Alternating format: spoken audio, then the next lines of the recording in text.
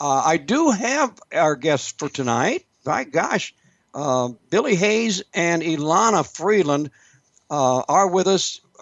We have about let's see. Our show's a 55 minutes show, so we're gonna have about 40, maybe 45 minutes or less actually. But so we're gonna make quick time of this as much as possible and get as much information. Billy Hayes has his bio. You have to go to my website or his website. Somebody and read his full bio. Number one, because it's amazing, folks, what this man has gone through. And Elana Freeland, bless her heart, this lady, she is busier than the president of the United States. And Elana, I want to thank you and Billy both for you for coming back on my show, Uh-huh. and Billy, I want to thank you. And I'm so sorry to hear that you have been you're in the hospital. Yeah. Hi, my gosh, I mean, that's not a good place to be, and we were sorry to hear that. But you know something, you must be a very, very, what's the word I want to say, dedicated individual that you're willing to be on the radio while you're in the hospital. So let's do this, folks. Tonight, our topic is our ionized atmosphere and space fence future. Now, there's a lot of you out there that have no clue what that means, and I got to be honest with you. I didn't know what a space fence future really meant. And after I did some research, Elana and Billy, I tell you what, I'm going to kind of go back and forth with you on this because this is, to me, it's almost like it's a fairy tale as far as what the Air Force or the government is telling us. And yet it's scary in the respects of what it can really do as far as what I found anyway. And maybe you can set me straight and our audience straight. And first of all, I'll start with you on that, Ilana, if I could. Sure. If I could give just a little bit of background on the chemtrails and HARP technology, would that be a Yes, good place to start? that's a Uh, very good place. yeah, I don't know how much your listeners know. I'm the author of Chemtrails, HARP, and the Full Spectrum Dominance of Planet Earth. There have been several books written on this same technology. I think the first one would have been Angels Don't Play This Harp by Nick Begich and Gene Manning back in 1995.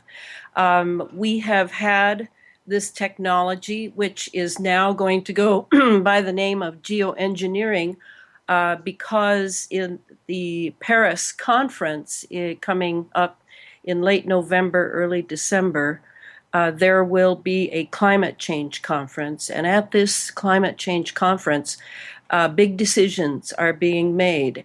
And in my mind, what I foresee is that this program will be legitimized. And at the same time, it will be decided how the carbon taxes are to be allocated, who's to collect them, how they're to be collected, what the penalty will be if a nation does not pay its carbon taxes. And all of this in the name of climate change. And another term they use is global warming. They've used extreme weather.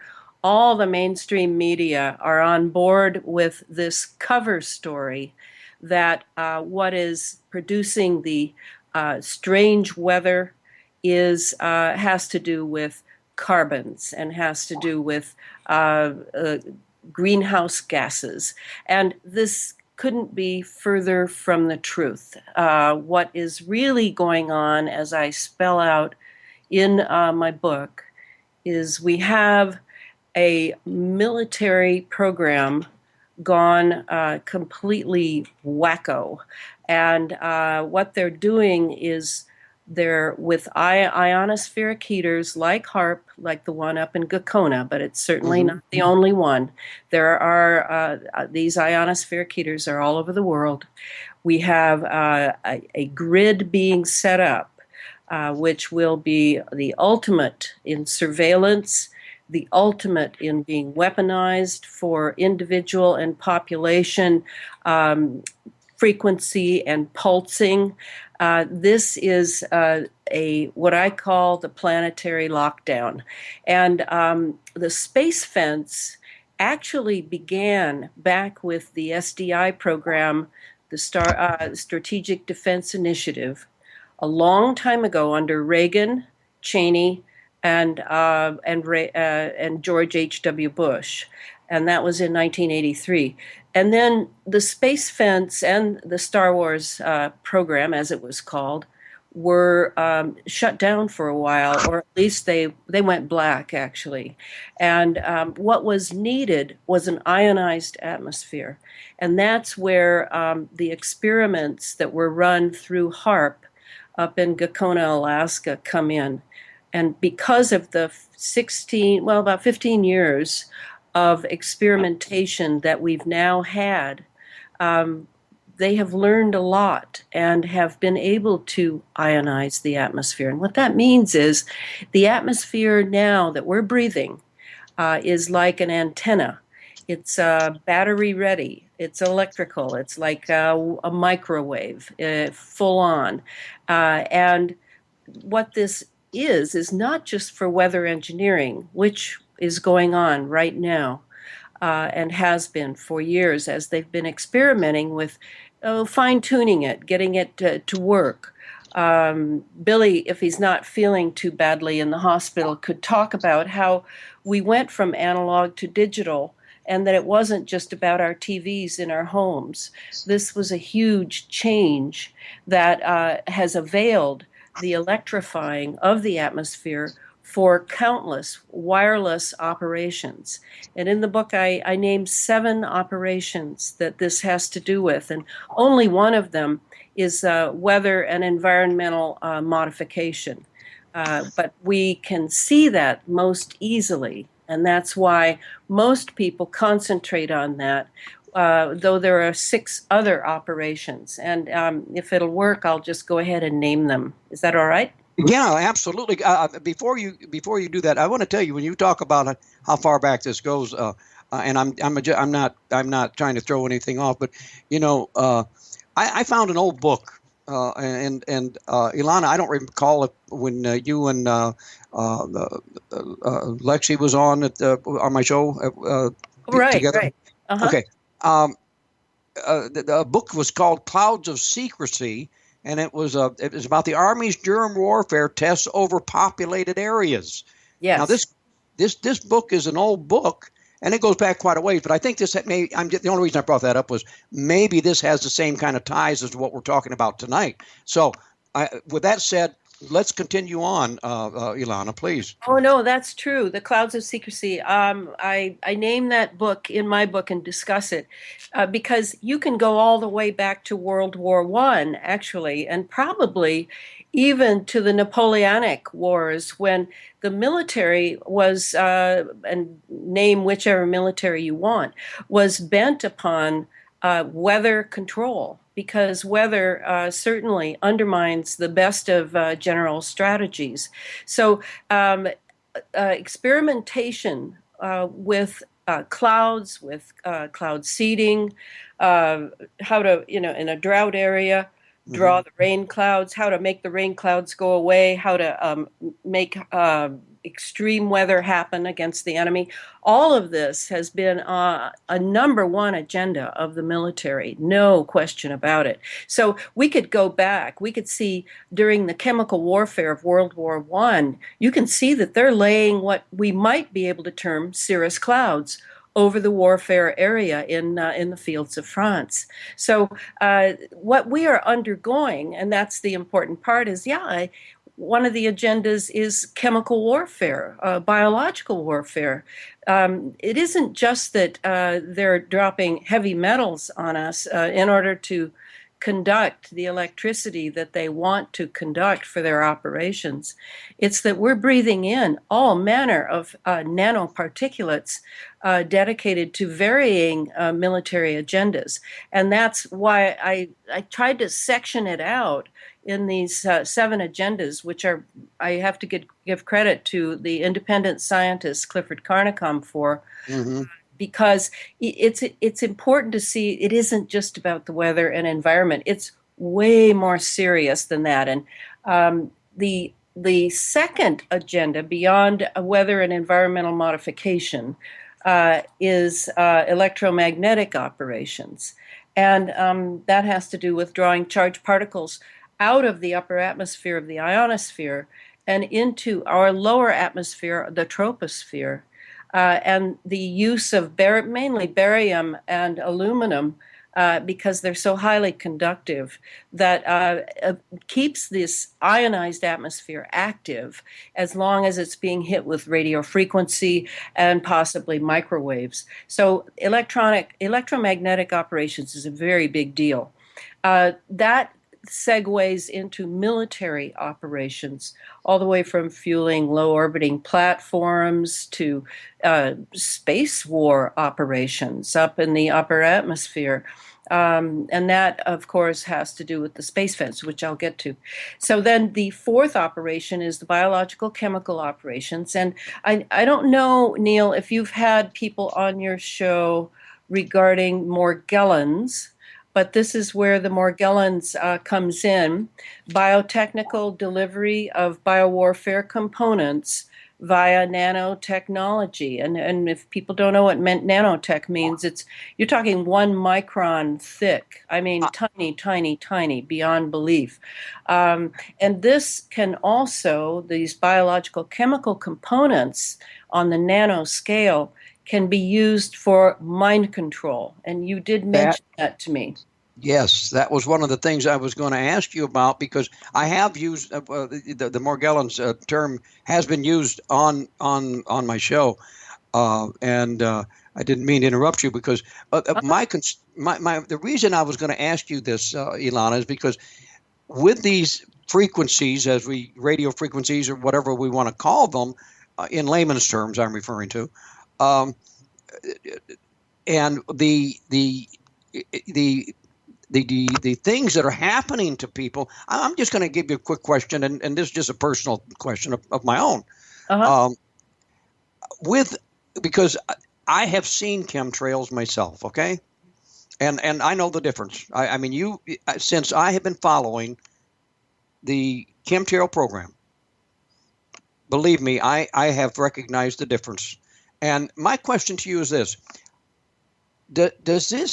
is this everybody I have talked to has been just bombarded with allergies and sinuses and sore throats and bronchial conditions? Is there any connection? Oh, absolutely. Because, like I say, it's been 15 years now, and it's over every geographic area I can imagine. In the book, I only talk about NATO's countries because those I could document. But I know that there are chemtrails over China, Iran, Russia.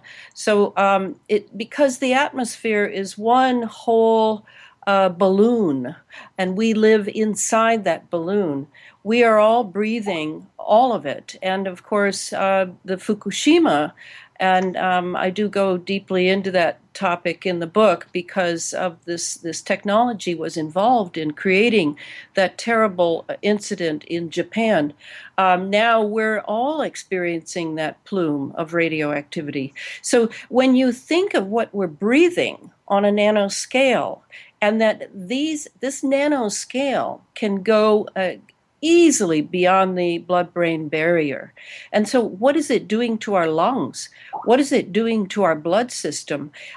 We're carrying all these, and that's including biologicals, which have been genetically engineered. We have all of this now in our system, and we are a massive experiment on planet Earth. And the problem I'm having with this, the primary problem, besides the fact that we have psychopaths running our country, is that no one's being informed. Because if you're informed of something, I do believe you can defend yourself in some way, such as, in this case, taking care of your immune system. The immune system is everything in this. Recently, Clifford Carnicom and his wife visited me, and we stayed up late talking about this necessity of learning how to live for the sake of a strong immune system. And that's what I'm recommending to everyone who are all wringing their hands and filled with fear, which, by the way, is very acid forming and not good for the immune system. So Yeah. I'm completely not a fan of fear, and I personally have no fear because we need to educate the public, since our government and our media, the so-called First Amendment media, is refusing to do so. So yes, all of those things, including, well, we could even go to Alzheimer's, we can look at autism. All of these things are slow cook death. And that seems to be what the military industrial intelligence complex that is in charge of this terrible program is depending on, is that this is a slow cook path to death. They can document it. They can hack into hospital records, clinic records. They can follow the progression of what people are undergoing in various geographic areas. And we are not getting the same chemical mix as every area. It is very organized. I would say equally organized to what the Nazis were able to do with the concentration camps, with all of their IBM and IT&T lists. It is phenomenal, and that people bury their head and don't want to really know this. I understand. I understand the emotional impact to realize that it's yet one more thing that we have to think about regarding our government. But I am a strong proponent of the power of knowledge. I remember, knowledge is power, scientia est potentia. And so that's why I give pretty much all of my life now to this issue, in order to educate the public so they can defend themselves. Well, I have to tell you, Ilana, it's amazing the knowledge that people don't have, or the lack of knowledge, I should say, don't have about this the HARP situation, the radio frequency, the mind control, the health control, the weather control. There's so many things involved, and I want to ask you a kind of a little step further, and I know I'm going a little deeper, and I don't want to get away from what you're talking about, because this started. Well, actually, I found out about HARP from a gentleman by the name of Steve Ellswick, who was at that time the editor for what was called Extraordinary Science, which was connected with the Tesla Society. Mm-hmm. Okay, now, so that goes back to the 90s when I originally found out about HARP, and he back then even said, when it was really being first developed, or in his, when I first became aware of it, let me rephrase that, the dangers that this was going to create and what was going to happen to the people that were even involved with HARP. Mm-hmm. And so I guess where I'm going with this is what is the total? I want you to expand on this, because I really believe that Billy's in a situation right now where he's not going to be able to join us for the moment. Okay. So I want you to try to please expand on this.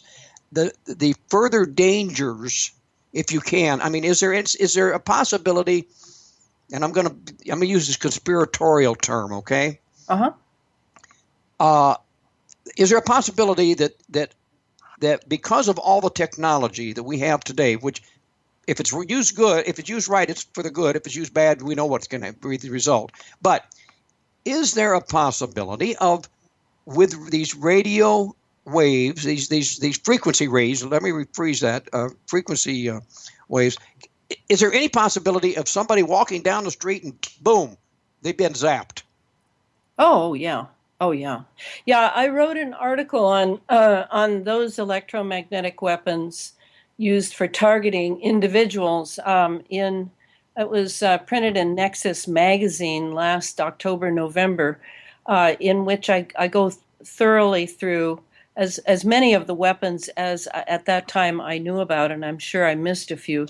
And because this is all tied together in the electromagnetic era we're living in, And most people have not taken science or had science or thought about science probably since high school, and it's too bad because we're living in a technological era. Our government is no longer a republic nor a democracy. It is a technocracy, and in order to prepare our children and grandchildren, we really need to know about this technology.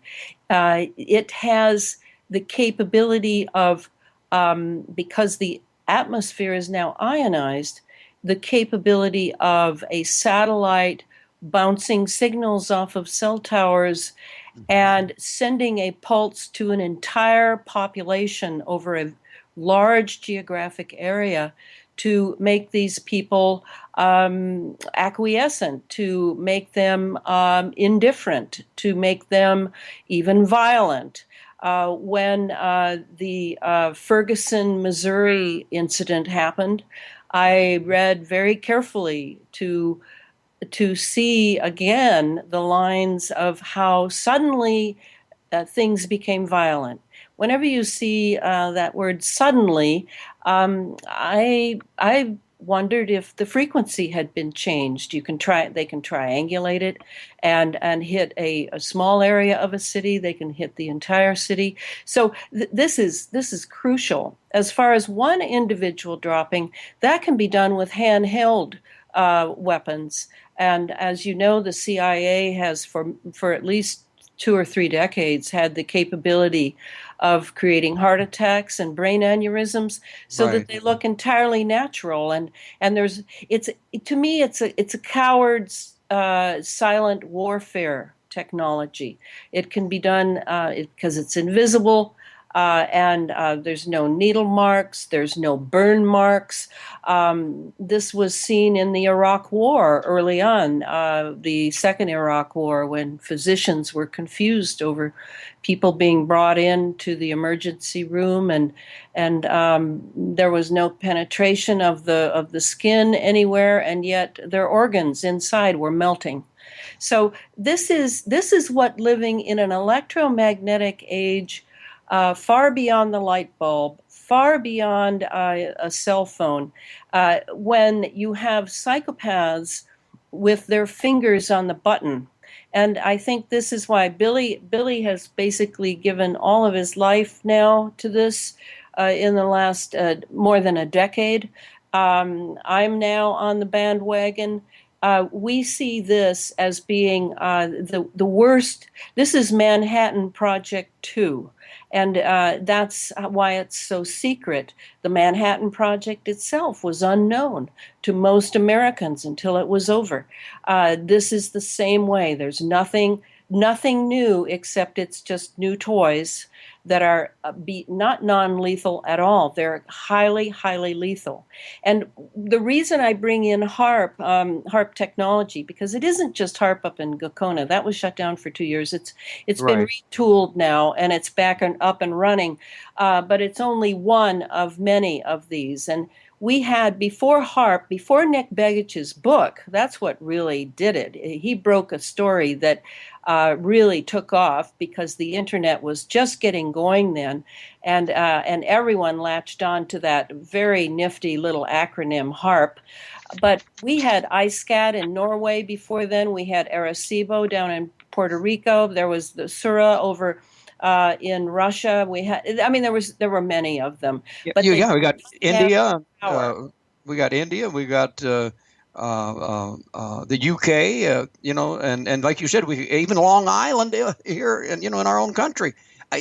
And what you're saying is absolutely correct. Uh-huh. But of what we could go on and on about how many locations there are, for crying out loud, and maybe even what countries are in control of them, et cetera, et cetera. This is almost like Elana, and I'm not trying to make this sound like a funny thing. This is almost like a science fiction movie. Well, isn't that how they prepare us for the future? They do all this preemptive programming in Oh, movies and on television series so that I mean, it isn't just to prepare us for the future, a technological future already happening. It's also to make us feel that it's, as you're feeling, unbelievable.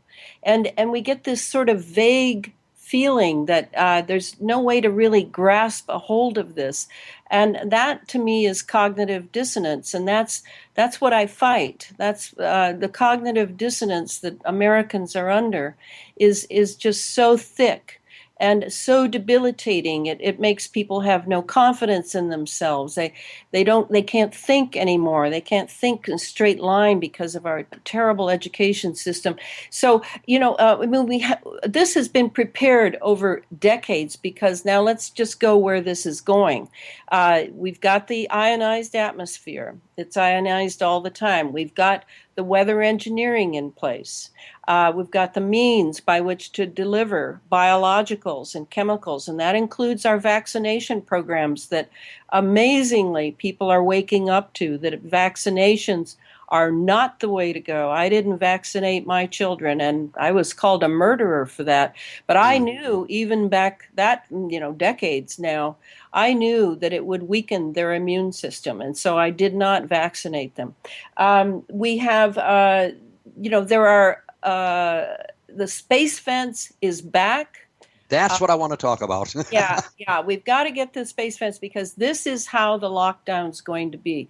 What happened, Billy explained to me very carefully quite a while ago, that when we had the Star Wars defense system, the SDI under Reagan, and then we even had it under Clinton, and it was renamed the ballistic defense system, but it had gone basically black, and what they were missing was the power needed to retain a wireless atmosphere for all their operations, what the military likes to call C4, command, control, communications, and cyber warfare.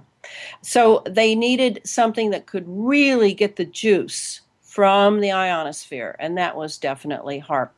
And now that they have the cell phones out, they brought the cell phones out so that they could get those cell towers up. They have to have the cell towers in certain geographic locations. So they had to have the 1996 act that gave them the power to put the towers anywhere they darn well pleased. Right. And communities have no rights in that. Private property, no, they can come on and put them in there. So everything was about setting up the ground-based aspect of the space fence. They retooled the Gwen towers, the ground wave emergency networks.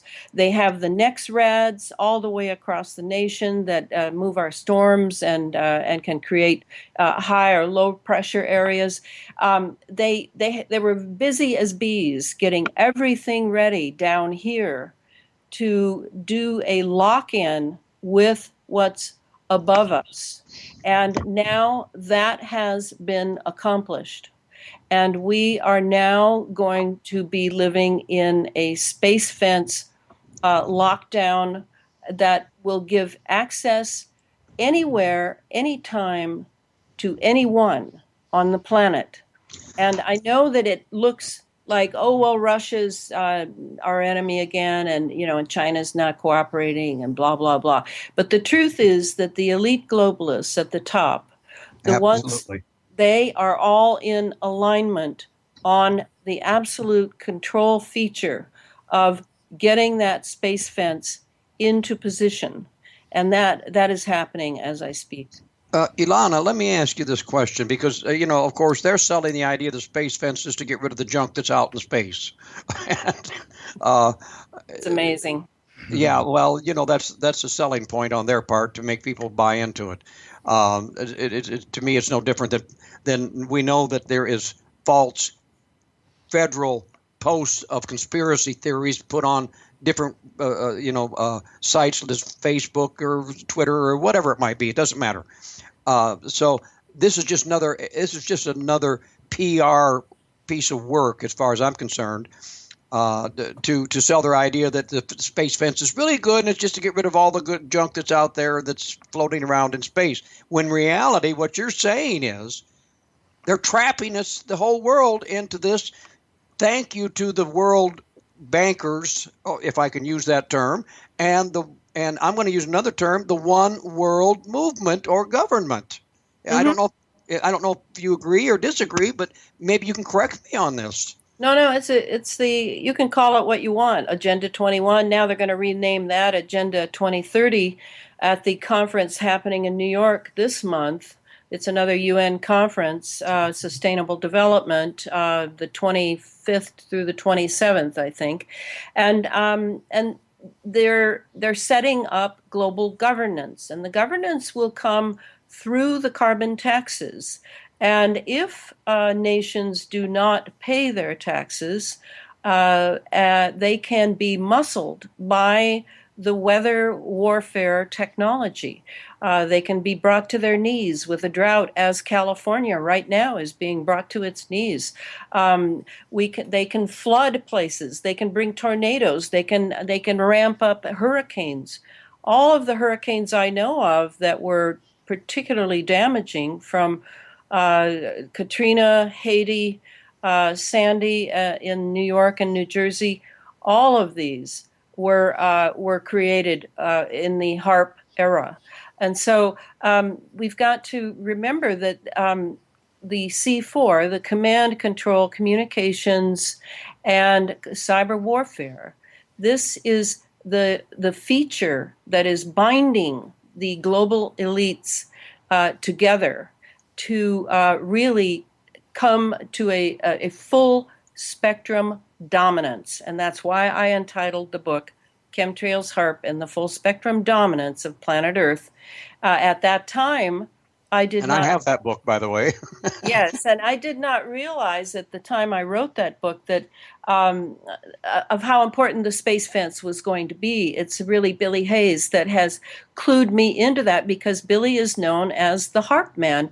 Billy has been up on all those towers and has basically sacrificed his health for the sake of all those towers, for the defense contractors that worked for certain three-letter agencies. So, a tremendous sacrifice for the knowledge that Billy has. And I really could not write the Space Fence book, which I'm working on now, without Billy and him backing me up with his incredible amount of knowledge. And I hope that possibly, Elana, that when Billy is feeling better, that maybe the three of us can have a show again, because I really want to expand on this again. I've done part 2 series on quite a few of my shows because so often there's so much to cover that it's just impossible to get everything all in one show. And I would love to have both of you on again if you're agreeable, because you not only are you so knowledgeable, and I'm going to tell my audience right now, I don't comment on Facebook because that's where my site is located, where people can get to my website easiest. As well as I'm on Twitter and etc. But anyway, my point getting is I follow Elana.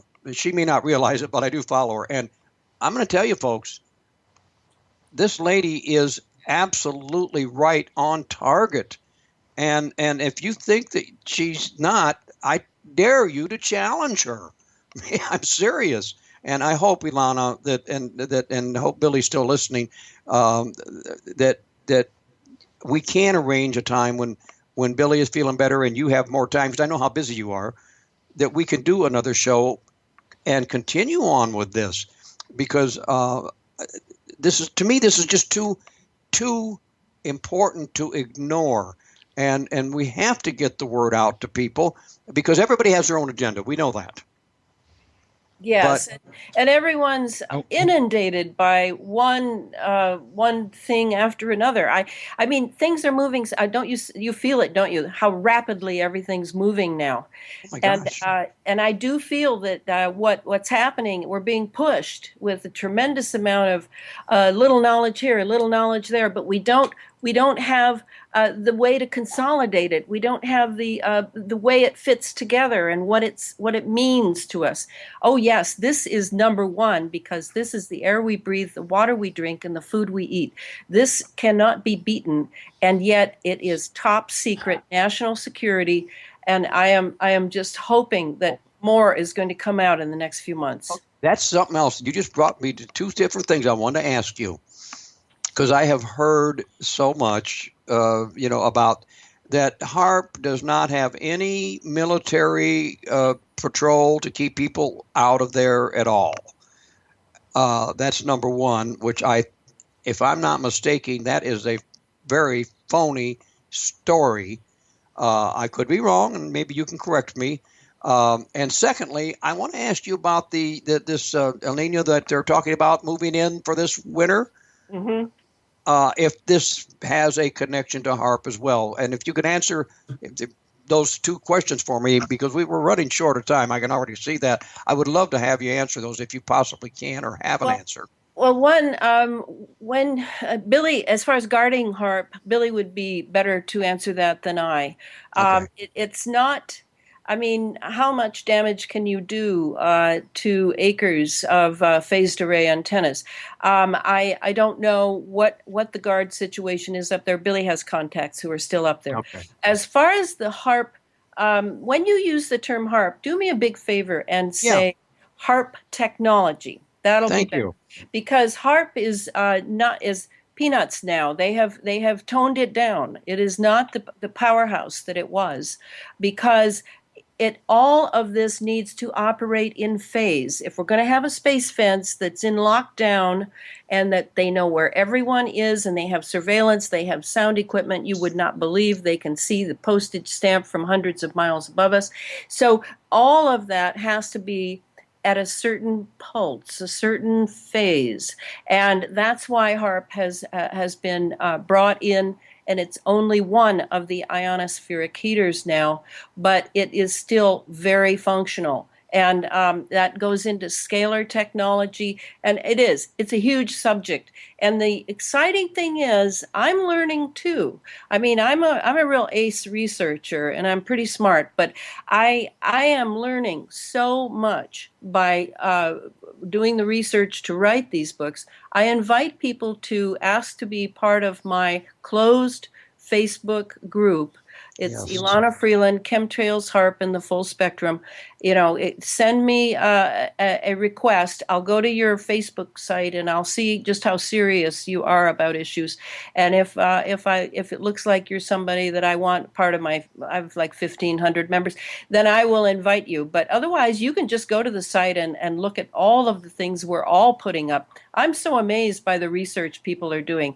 Not PhDs, just real people are really on this. There are lots of us. I got to tell you one thing. There was, and I can't remember. It was all I know is the gal that played on Everybody Loves Raymond. His part that played his wife. She has a new show, and her mother baked a birthday cake on one of her new shows, and it has an airplane, and it looks like Chemtrails. Yeah, she even said it was chemtrails. I just wanted to bring that to your attention because it was brought to my attention anyway. So I didn't mean to interrupt you on that. But okay. Now, what about now? Is there? I don't know if we got some time, but do you have time to give us a little story? I mean, is there any connection with what they're predicting our weather is going to be like for this winter with the how they how they're what I'm talking about as far as the El Nino. Did I just hear Billy? Yep. Billy, are you there? Yep. Oh, Billy, you talk about El Nino. You do that. What he's asking is, yes, it is. What do you think's going on? What's going on with El Nino this winter? Okay, as the jet stream is being lowered even more this year, it's flatlining into where the loops are lower into the United States.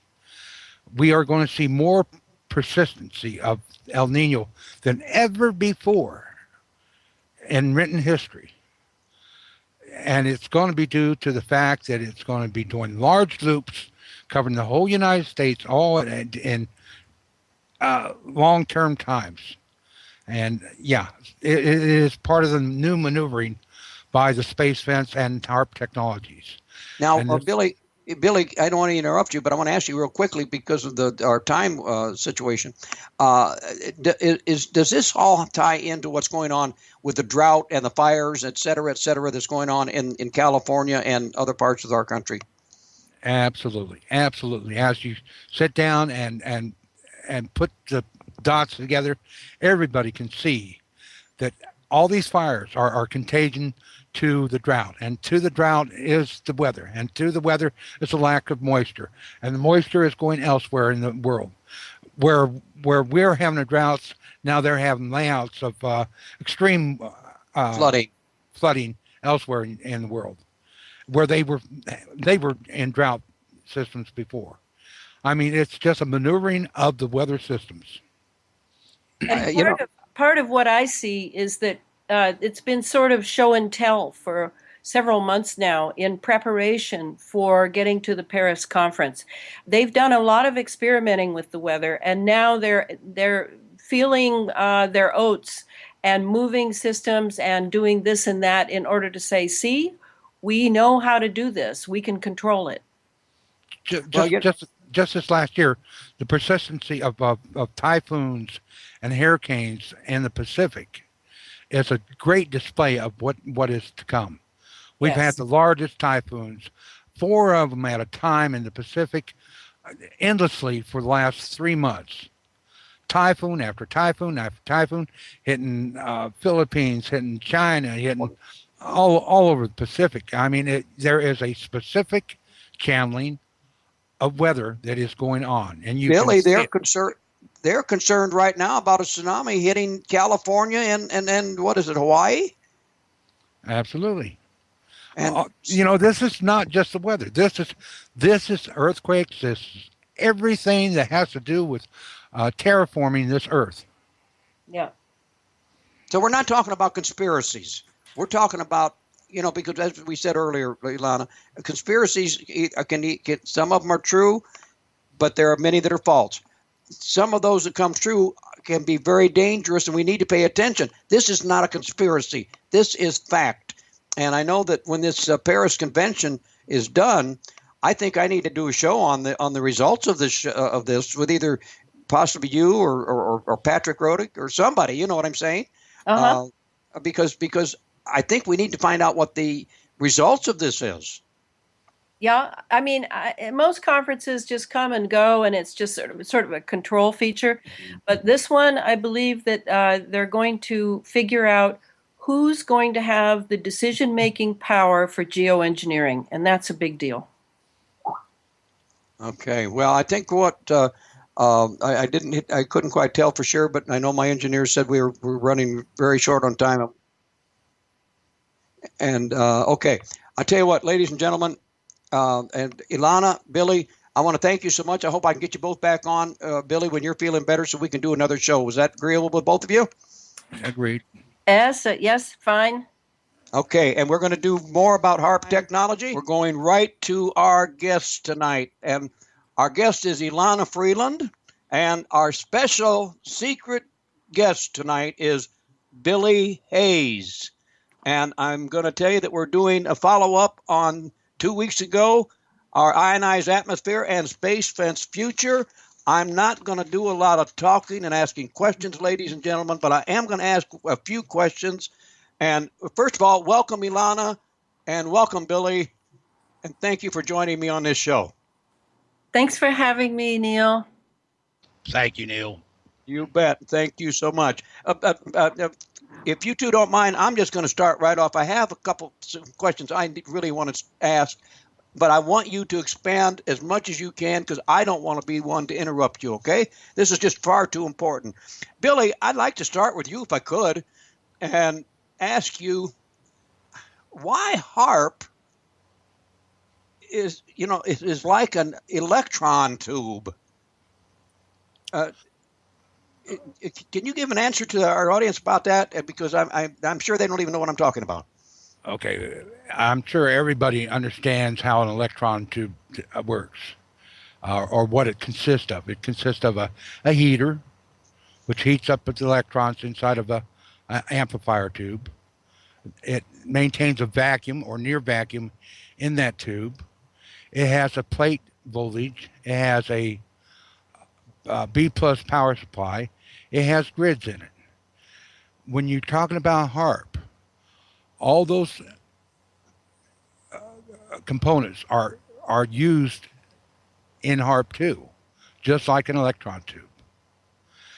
Therefore, you might suggests in a way that HARP is actually using our atmosphere and our ionosphere in the same bias as an electron tube amplifies signals or electrical components. So this is what's behind when we say that the atmosphere is ionized.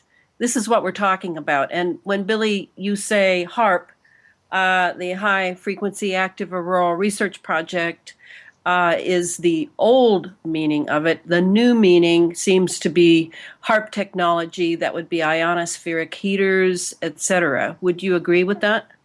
I would agree with that totally. But no longer is it just ionospheric heaters. Yeah. It's atmospheric heaters. Such as? What was done as an ionic heater before, now with the indulgence of chemical components of metallic minute particles in the air, now the upper atmosphere itself can be used in a similar way that the ionosphere was used before. Right. And for people who don't know what those nanoparticulates are, they're basically conductive metals like aluminum, barium, strontium, lithium, etc. And these are now coming out of the jet planes that people keep calling contrails. Right, Billy?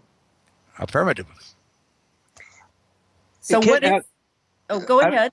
No, I was just going to ask you quickly because a lot of people when you mention those, Elana, the last one that you mentioned, the lithium. Yes. I wanted to quickly bring that one up just real shortly. What is the real danger of lithium at this point with the chemtrails? Yeah, let's talk about that, Billy, about what just is going on in Oregon right now with lithium. Here's my part of the story. I heard from a Facebook friend, Ann Fillmore, several weeks ago, that she had received a letter, and another anti-chemtrails activist had received a letter from an anonymous whistleblower. And that whistleblower works for the Oregon Weather Service. So he is what you would call an insider. He was warning Anne regarding the fact that he had discovered that the Willamette Valley in Oregon was being doused with lithium laced with psychotronic drugs. And he wanted to make sure his conscience was bothering him. He wanted to make sure that as many people as possible knew that because he realized that many people would be experiencing symptoms along with children and animals. So that had come through, and Anne was trying to figure out what to do with it when we had this incident in Oregon. I was just going to ask you. I was just going to ask you about that. Yeah, the shooter in Oregon. Billy, do you want to start that out? I don't know where to begin on it. Go ahead, Elana. You're going to have to carry this one on through. Well, when that the news came across that this young man had shot up 10, 15 people in at the Umpqua Community College.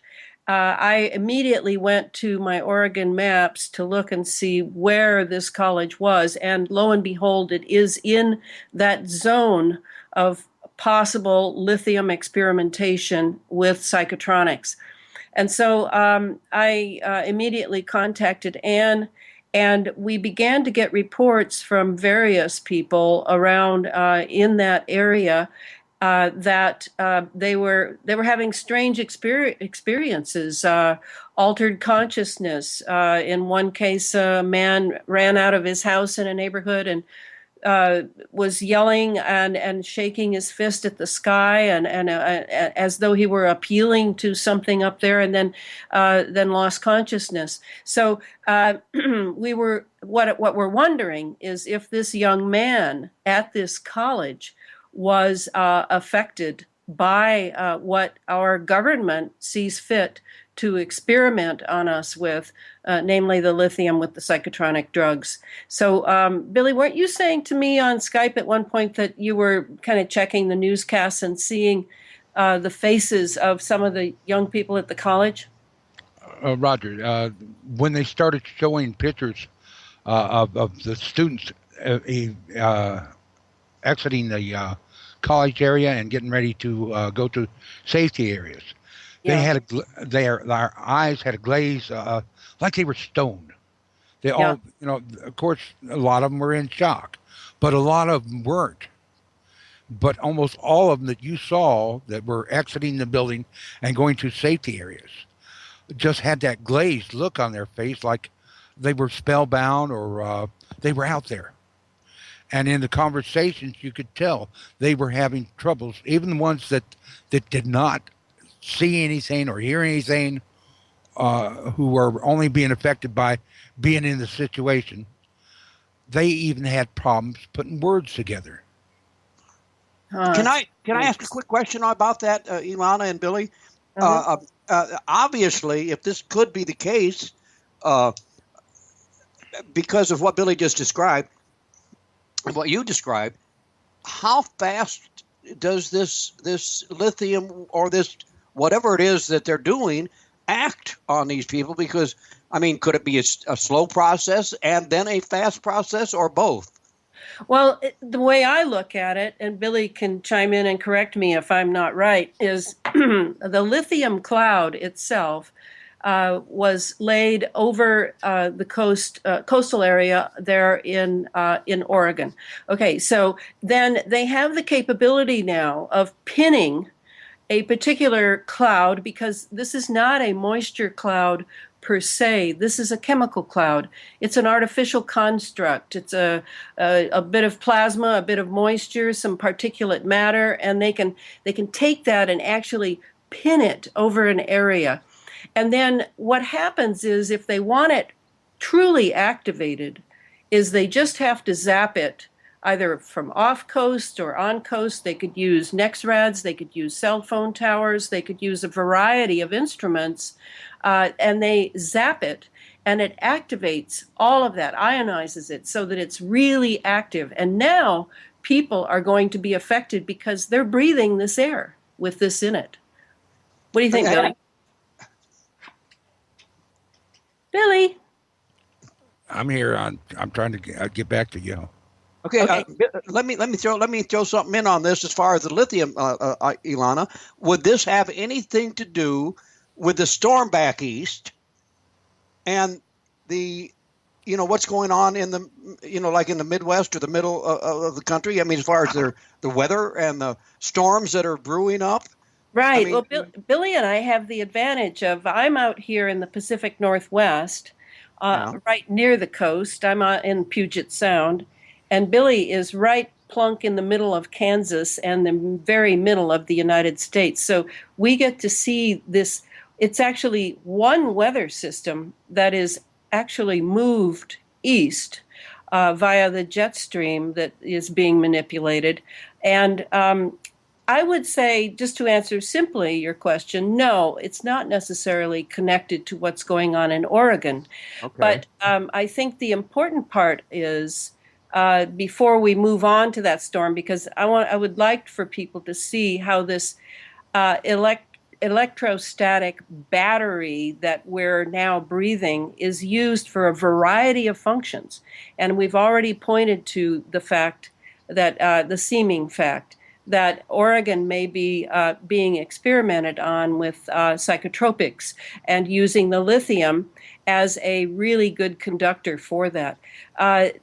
This seems to me, in my studies of this technology, to be how it goes. They are using various areas for various experimentation. And what they were using before, in the last few years, since I've been paying attention, and believe me, this has been going on for over 2 decades, but I've noticed they used it for a lot of hurricanes. They used it for a lot of tornadoes. They had a lot of storms. There's ice nucleation. I mean, if you have an atmosphere that is is electrified and ready to go, you can use it for many, many agendas and the experiments that will further those agendas. So the one in Oregon is obviously psychotronic, has to do with mind control, and right away we see this young man, and I know he killed people, but to me, this young man was probably in some serious way a mind control victim and is like a gun in someone else's hand. The question is, in whose hand? And what relationship did that young man's mind have, and whatever he was on, have with what was coming down in the air, and he was breathing it as well as everyone else was breathing it. So just to make clear that these experiments go on, and now we can move to yet another experiment, but in this case, they have done a lot with weather. As you know, most people think of chemtrails and HARP technology. The next thought they're going to have is weather manipulation. But there are many agendas going on with this technology. So, Billy, what were you telling me on Skype the other day about what the sky was like in Kansas? Okay. During the proceeding of the first storm that moved up into the East Coast, there was an inversion that was created out in the Gulf of Mexico. It just popped up out of nowhere, and it was mixing with the El Nino that was coming in Southern California and across the southern states into Kansas. When the two met here in Kansas, they were forced to move to the southeast.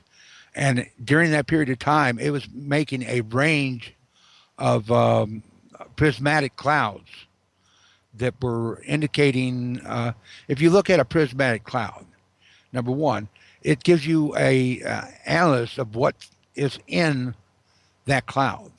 You mean the chemicals? Right, the chemicals that are in that cloud. Just as just a raw eyeball, you're looking at a spectrometer result, and a spectrometer is capable of discerning all the chemicals that are in that cloud by looking for missing combinations of colors. Billy, what would a person see if they're looking at a prismatic cloud? What kind of patterns? They're rainbow colors, but they're filled in between with alternate colors of that color. Uh-huh. Usually separated with a yellow band that separates each one of those in between, giving you a spectrographic image similar to a rainbow, only an outline of that area of the cloud. So that's what you were seeing over Kansas for a while? Absolutely. And I've been looking at some pictures that are posted on the contrail of the area that we've been talking about. Uh-huh. And one of the most likely candidates that I was concerned with was being able to see that there was an indulgence of lithium being shown in the spectrographs.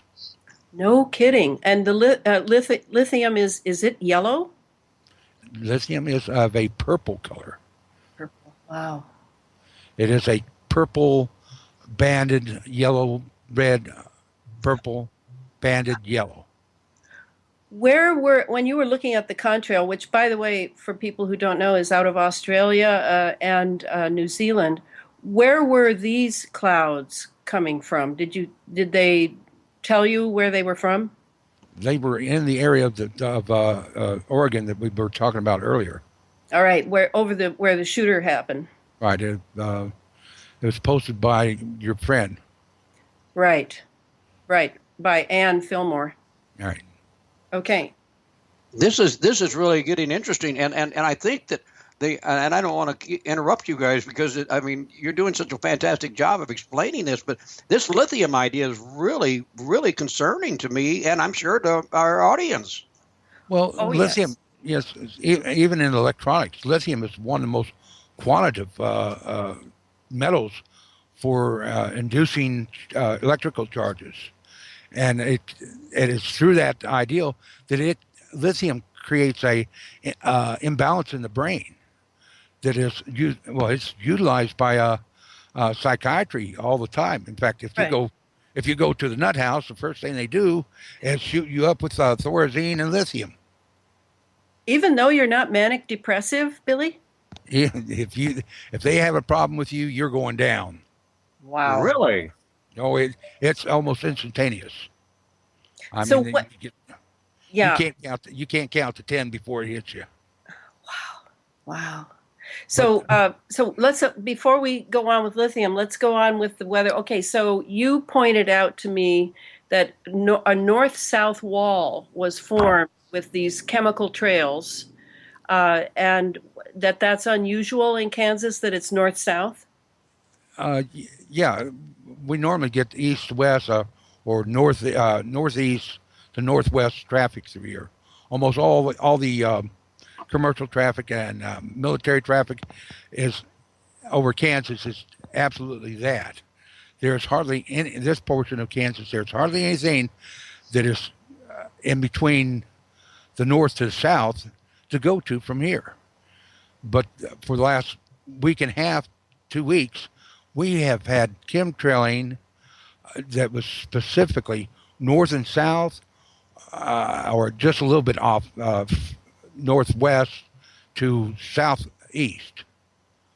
So how does that relate to what's going on back east in the weather system, the storm that they've been brewing, and the hurricane? Well, this was setting up a pattern of layers and layers and layers of these clouds that were stacking on top of each other, making them capable of being electrified by the means that they can induce with weather that's moving in, the movement of weather itself, pushing this creates a electrical charge similar to that, like when a lightning storm starts. Only this charge does not dissipate until electronically detonated. Yeah. So meanwhile, back east, what was going on off the coast of the Carolinas? Well, this built up a ridge from all the way down in Florida that passed all the way up on the intercoastal area of the East Coast. And for a week, they got disastrous rains last week. And it set up a ridge line that of a low pressure system that was sucking in moisture off the Atlantic back into the eastern shores and implementing more moisture. So the saying is, everything was flooded at that time. And as the storm came in, it was held back until it got to just north of Florida. And then it started going north and pushed away just off the coast of the United States, where the first band came through and overlashed and drug itself into the United States, creating the situation we're seeing yesterday and tonight. Can I ask you a quick question, both of you? Is this possible? And I'm asking this because I'm, of course, not the.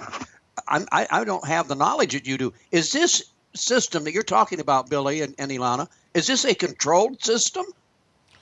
That's what we were seeing out of the Gulf of Mexico, was a system that just propped up out of nowhere, just like it was a predestined tropical storm out of nothing. It just popped out in the middle of the Gulf and indulged with what was coming in through from the West Coast with the El Nino. Excuse me, I'm going to have to stop for a minute. Yeah, so if it's coming from nowhere, what Billy means is, there's some sort of electronic zapping going on from probably in that area. I mean, when I think of down in the Gulf, I think immediately of Puerto Rico, where the Arecibo Observatory is, and that is one unit that can be used. There's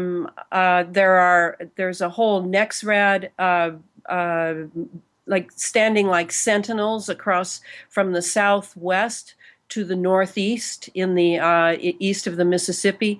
Those can be used to shepherd a storm along. And because there are different points, it used to be that people would say, oh, well, HARP must have caused that. Well, it's never one ionospheric heater or one radar installation or one observatory. It's always at least two that have to converge beams on the target area. And then you trigger stimulation, you stimulate all those metal conductives that are in the chemtrail, and then you can start moving that storm in the direction you want. But it is always surprising, and one of the problems I find, Billy's just a genius at finding the right places where you can actually view satellite footage that has not been tampered with. But in many cases, the weather reporting instruments have been bought up by the Rothschilds, by Raytheon Corporation. So it's very difficult to know, such as this. Gee, it just came out of nowhere. Why can't we see where the beam originated? Well, that's what, this is very interesting because, I'm sure that most of our audience, like myself, have no idea that this even existed, Elana or Billy. Oh, I can't believe you didn't know it existed. I mean, it's no, like... when I say that, let me rephrase that. I'm talking about the technology that you know. I mean, yes, I'm aware of it. Obviously, I've known about this, for quite a few years. I'm talking about how in depth with the knowledge that you both have about this whole spectrum of information that you're giving us. Of engineering. It's engineering. It's weather engineering, and it's not a no-brainer. I mean, it is sophisticated. It is, but the ionizing of our atmosphere is huge in this. And that's where, Billy and I come from completely different backgrounds. I'm an academic.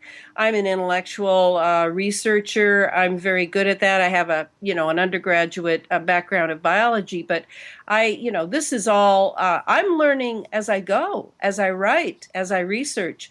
And share with other researchers who have been very impressive. There's quite a few scientists who have left mainstream science because it's a con job, and they want to really know things. And so I'm in touch with some of them.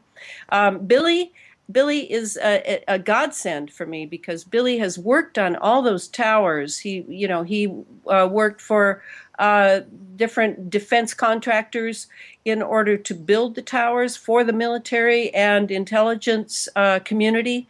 So he has the hands-on practical, and it has played havoc with his health, I might add. Whereas for me, I'm real smart, and if I can study something and put it together slow but sure, I can come up with a mental picture of how this technology that I'll probably never lay my hands on, how it works and how it works for different agendas. Right now we're talking about that latest storm back east, but we could just as well as perhaps in the other show we did go into what happened with Hurricane Katrina, Hurricane Sandy, Right. Haiti, all of those. They all have the same fingerprints on them of this technology that the geoengineering mainstream articles say, oh, well, we're thinking about doing it. Well, no, we've been doing it for at least 2 decades. And it will continue. And my guess is once the Paris conference happens in late November, early December, just like the UN conference we had recently in New York, there's going to be a lot of things that are set in motion that up till now have been sort of covert and criminal. And I'm very concerned about that because this goes much further than weather, but you can see how this weather can be used for the sake of making money for capitalists. I mean, you destroy in the Carolinas on the coast, well, they're going to be looking for someone to rebuild. There's all sorts of disaster capitalism connections in weather disasters. And there's many things that are happening through these weather disasters. Billy, what did you want to add? We also need to include into that the terraforming of the Earth, manual terraforming of the Earth, being caused by these machines and the weather indulgent changes, Yes. which includes earthquakes. Promoting earthquakes. Earthquakes are going to happen. It's a matter of nature, but man has made it to their design as a weapon to try to involve themselves in creating that trigger to initiate things that are already in the process of happening to happen when Yes. they want it to happen. Yes. And in the same vein, we should just mention, if we're done with the weather back east, did we finish that? Yeah, I actually, you did a great job on this. I would like to move on to a couple other questions. Actually, we've already done a half an hour, and I haven't even gotten through half the questions I wanted to ask you both. Well, can we just add one more You, thing? I'm determined to you, have Billy do this. yes, Billy, please do. explain how we've got to talk a little about the frequency and the pulsing because I'm thinking of how HARP has been retooled. It was shut down. Probably a lot of people heard that it has been retooled. So a couple words on that, and then how the fracking for the big oil and the wind farms play into this technology. Okay. First, we have the understanding that HARP is no longer HARP. It's HARP technology. HARP has been shut down and taken over by the University of Alaska Fairbanks, and with a change of frequencies, they have engaged into raising the frequencies, just as the Space Fence has raised their frequencies, as Superdorn has raised their frequencies. All these pulsing transmitters around the world have been changed in the last year, since the period of time that HARP was put down and went cold, and Space Fence went down the same exact day. Yeah. And Space Fence was announced that it was coming back on the air under the pretense that Lockheed took up a $875 million contract, and Raytheon took up a $360 million contract to bridge all the information associated with all the ex-HARP associated tools, Right. to involve themselves into the new Space Fence slant SSS, which is Space Surveillance Systems, which is a jargon that the Navy placed on the systems. Now, Right. now are all the government agencies, military agencies involved with this, Billy? All of them are now. The thing was before, each one of the militaries had their own system. Each one of the three-lettered government agencies that were involved in this collection of data and information around the world were all involved in this in different ways, and they were hiding information from each other, which, just like Benghazi, all the information was days, weeks, months behind, because nobody was providing updated information, because each one was keeping their little secret. Right. This has been a problem in the past, and this is what the military is up to right now, is trying to get it where it's instantaneous, where information is there through the new supercomputers. It's Right. In layers. You know how layers work on graphs and stuff and Right. pictures. You can. It's available in layers to those who are in need of that information instantaneously, which it coincides with the Patriot missile system, the Iron Curtain that Israel's got. All this will be intermixed with the new Space Fence SSS. Okay, let me real quickly ask you, because we are going to get into Space Fence future. How does this connect with the technology that everybody in this world today is involved with? whether it's our cell phones or televisions to internet, whatever. Even, Okay, the whole gist of this SSS is to be able to collect all Earth data, all Earth digital data in one place, to be as a record where they can go through and electronically sift through it and look at anything they want to, whether it be your phone calls or data being transmitted between manufacturers, license plate numbers, everything, anything that's got a digital access to it will be filed as information stored. That's serious. Serious. That's what Snowden was trying to tell us, that they're making a system of indexing all this information, where if they got a time and period and who was calling who, they can go to that numerical value, digital numerical value, and pick out that information and listen to just that portion. Is this what you call the Snowden syndrome? That's what I call the Snowden syndrome. That's Billy Hayes made that term.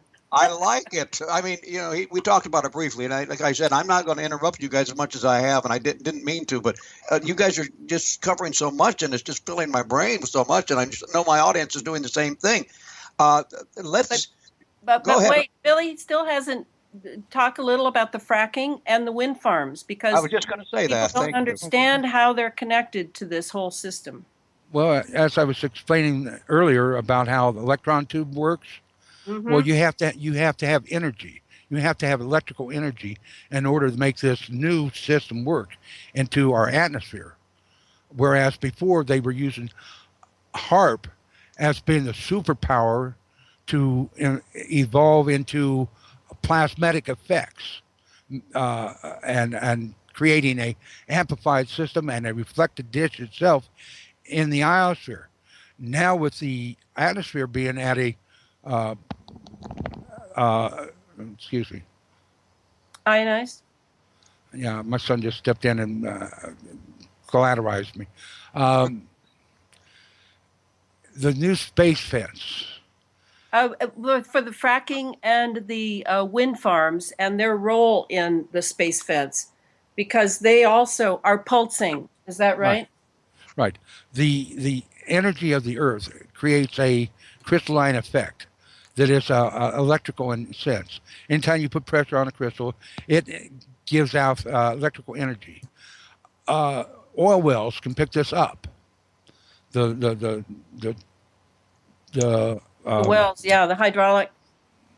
Yeah, the stem, the well stem goes down in the ground and makes a perfect conductor to bring this up to the above towering features when they're drilling. And that drill acts as just like an antenna above ground. And this dissipates the energy that's in the earth into the air, creating a atmospheric. A clystronic, cyclotronic. Resonance. Yeah. Resonance. Almost like a mini tornado that connects into our atmosphere, into outer space. Yeah. This is also how the aurora borealis works, by the way. It is the dissipation of this cyclotronic effect that kind of funnels in energy from the sun or out of space. Yeah. Right. Yeah. Yeah, and then the wind farm. And the wind farms, as these wind farms churn, not only are they developing energy with a generator, but the propellers are made of fiberglass over top a aluminum shank. And this is a system that can dissipate static electricity. As that propeller moves through the air, it picks up huge amounts of static electricity. And every time the lower blade, a blade passes the lower pendulum, it discharges the two blades in the upper portion of the circle, the rotation. So there are 3 pulses every time there's one rotation of that propeller. This is a pulse. This is a static pulse. that is ionizing the air above in the atmosphere. And when you have aluminum particulates, this acts as a storage, like a large capacitor. And when you have something like lithium, which is the most fantastic electrical storage or battery that you could have, it is huge. And when you have these in layers, your atmosphere in layers, all this charging is going on through the atmosphere, stacking it up all the way up into the upper atmosphere, into the area that is considered a vacuum or near vacuum. The higher you go in altitude, the less atmospheric pressure you have. Therefore, you are entering the realm of changing our atmosphere into the process of being a worldwide electron tube instead of just one portion of the ionosphere being used. And important to emphasize, Billy, that all of these pulses of the fracking, of the wind farms, etc., all have been fine-tuned to the same pulse. Is that true? Absolutely. And to the lower realm of 2 hertz to 7, well, actually 14 hertz Right. are the Earth frequencies. And these frequencies are tunable to everything on this Earth. Every living thing, every molecule on this Earth has an assigned frequency that can be pulsed with. And those, and you really can't call them frequencies because it's a pulse, but it's at a specific rate. Can I jump in real quick and ask a question for both of you? Go ahead. With all this frequency and this pulse that you're talking about, how dangerous is this to the individual people out there across the world? This is to the point, like Elana said, they have fine-tuned this where they can tune into each individual atom, each individual brain cell. In fact, each the cyclotronic spin, when you look at it, it has a DNA form. And as they get higher in these frequencies into the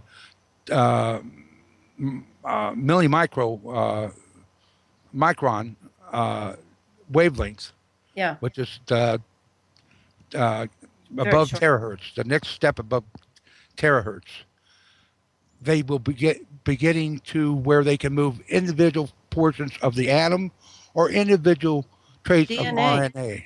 of RNA. Yeah, RNA.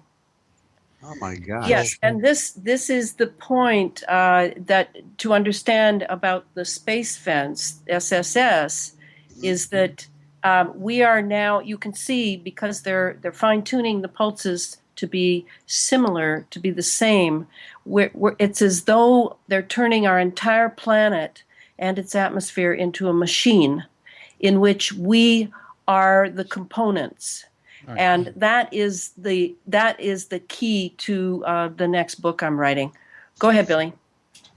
You know, when the space fence and all this technology started back in '61 that I was involved with, it was all in the realm of the frequencies of 20 kilohertz, and then it went up to 20 megahertz.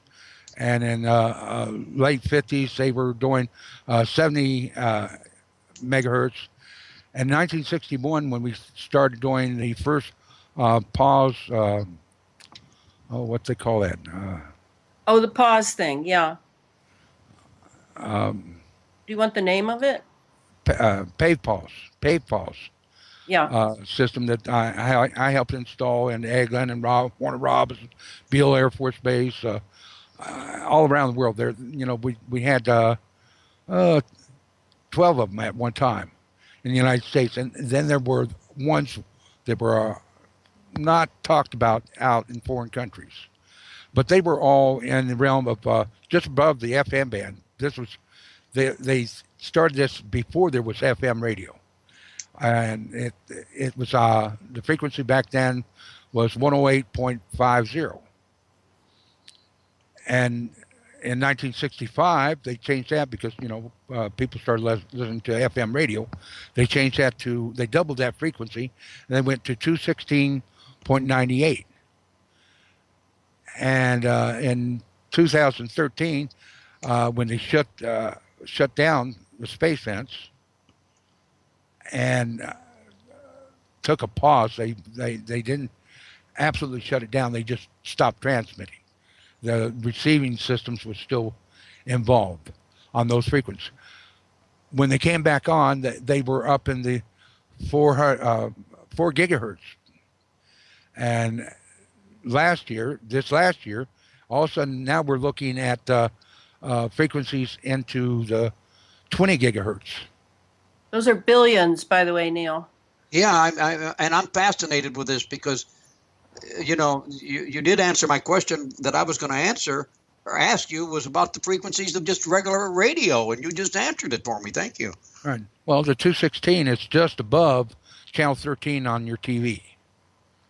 What they did is double the frequency, and to get it away from the civilian frequencies into the military frequencies.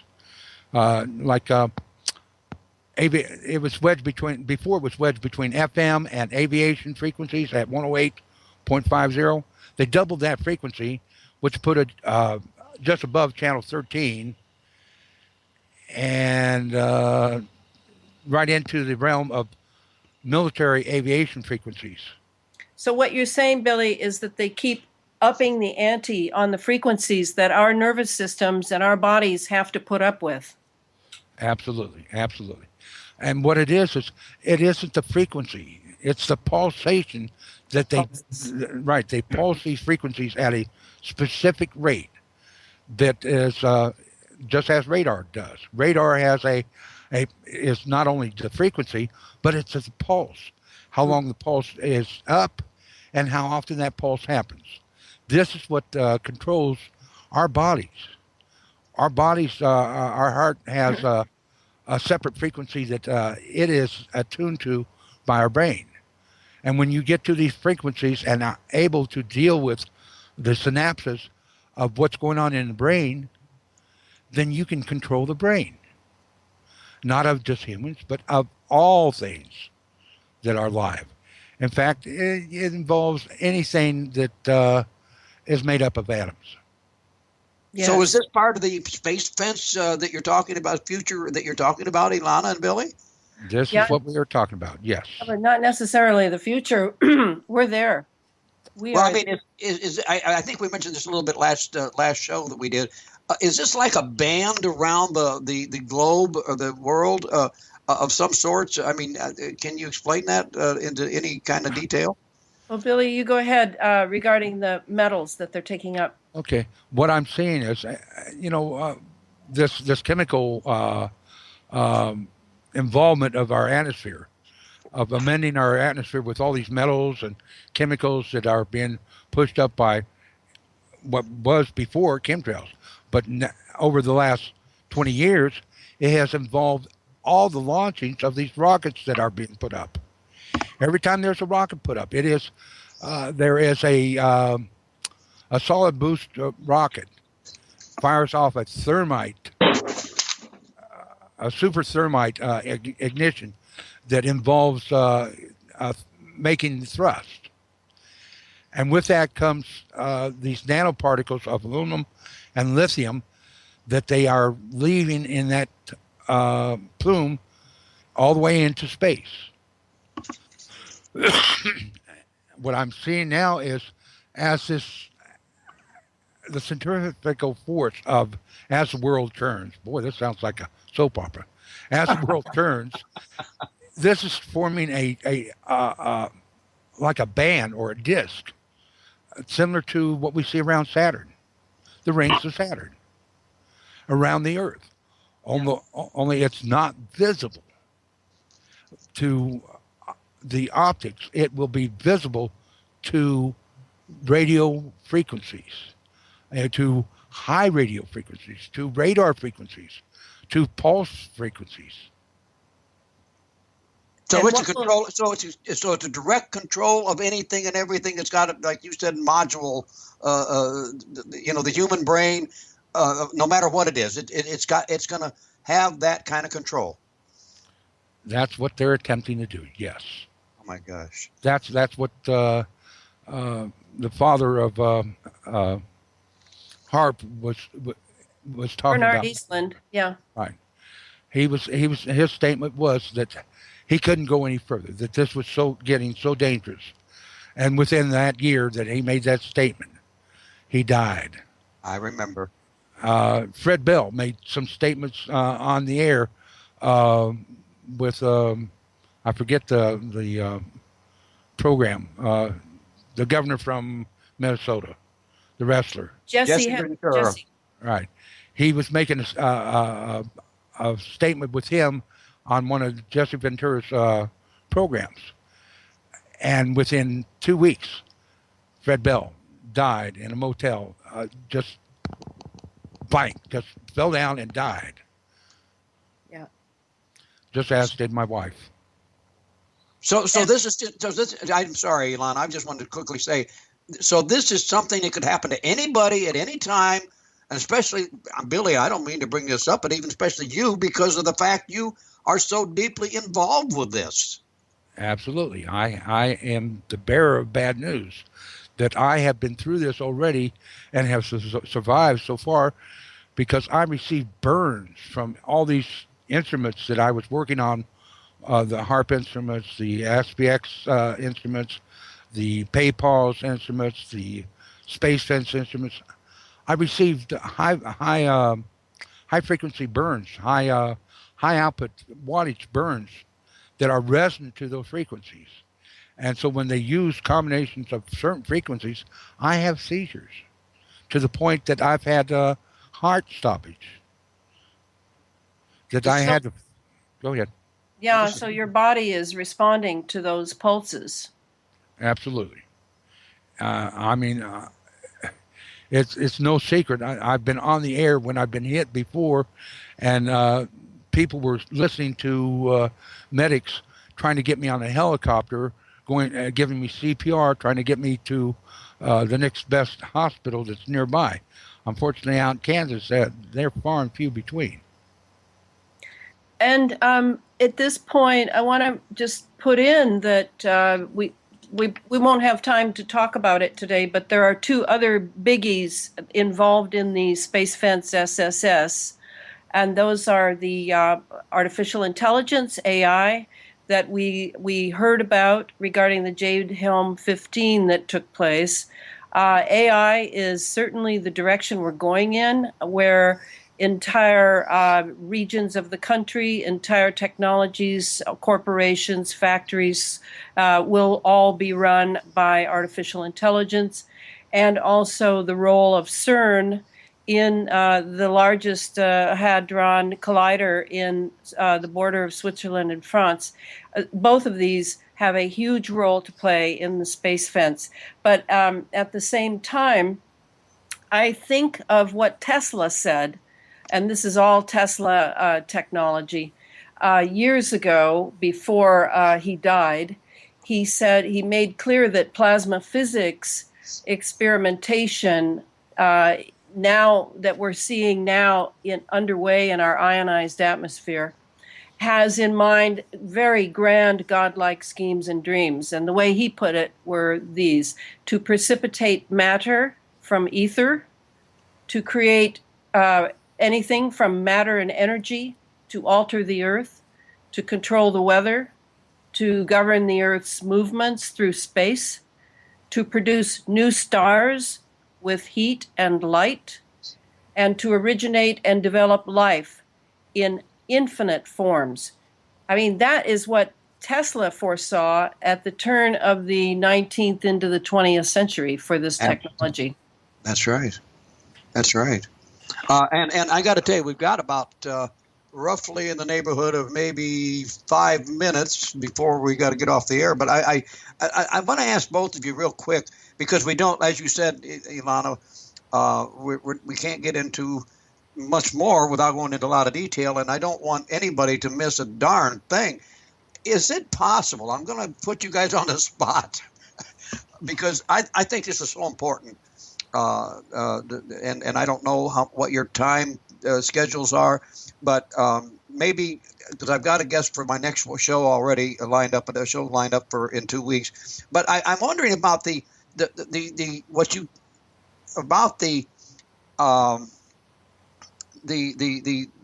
other things that you want to go into, like CERN and the artificial intelligence, et cetera, Elana and Billy. I mean, is it possible we can do another show that will go into more depth about this and the space fence future? And the reason I'm saying this is because there's so much to touch. And I know you're writing a book, Elana, and you're also just so active in what you're doing. And I my hat's off to you, young lady.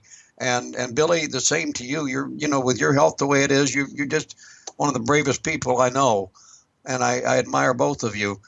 So is it possible that maybe we could get together again and do another show and go deeper and further into this? Well, Billy, what do you think? If I'm still alive, yeah, I'll be here. Yeah, I guess same here. Well, I'm not trying to put you on the spot to say yes or no. We'd have to make the schedule to where it's convenient for you because, Elana, I know you are writing this book. And I want to mention your book that your other book, Chemtrails, HAARP, and Full Spectrum Dominance of Planet Earth. And I got to tell you, I've got the book in front of me. It's great. People need to read it. I don't care whether you're smart or not. You need to read it. And I got mine through Amazon, and I think you can still get it through Amazon, Elana. Yeah. Oh yes. And I, when I was on Coast to Coast a year ago last summer, Billy heard me, and wasn't it true, Billy? You saw the book and you thought, "Wow, this is like she read my mind." Absolutely, I could not believe that everything that I've been saying for years and years and years, she was putting in a book. Elana, I would like to start with you if I could. Yeah. And Elana, can you build us a picture, about in Paris and the upcoming climate control and conference? Excuse me. And is there any connection with Space Fence on this? Oh yes. Given what's happened in Paris in the last few days, only 16 days before the Paris conference starts, it's a UN climate change conference. Many big decisions are promised there, big decisions that weigh heavily upon the geoengineering that we've already been subjected to for 2 decades. We call it chemtrails and ionospheric heater technology, but it is geoengineering. And if things go forward in Paris, now that things are getting settled into a sort of closed down police state in Paris because of this recent catastrophe, which I don't even want to go into. It's just about the same as all the others that have happened in Paris and here and different places. I foresee that one of the big decisions that's going to have to take place, either in the back rooms at the Paris UN conference or out in front of the public, is going to have to do with the United States and the role that it's playing, NATO's role in the geoengineering. They're going to have to take on global warming. Does it exist? Doesn't it exist? What is climate change natural, or is it anthropogenic? Are humans making it happen? So all of this, one can hope, and I have my fingers crossed, will come out at the conference. I mean, I'm going to be listening because I do feel it's a big event. It's following directly on the heels of the September 25 conference on sustainable development, which is the 2030. That's just the renamed Agenda 21. The year 2030, all sorts of things are supposed to be in place. And basically, what we're talking about here is we're talking about the creation of global government and the means by which it's going to be enforced, as people are going to be forced to pay carbon taxes falsely, I might add, because carbons are not the problem. No one has mentioned the military industrial intelligence complex use of geoengineering for experimentation in the last 2 decades. This is key to the elite globalists setting up their kingdom, and the fact that this happened in this mayhem happened in Paris is very interesting to me.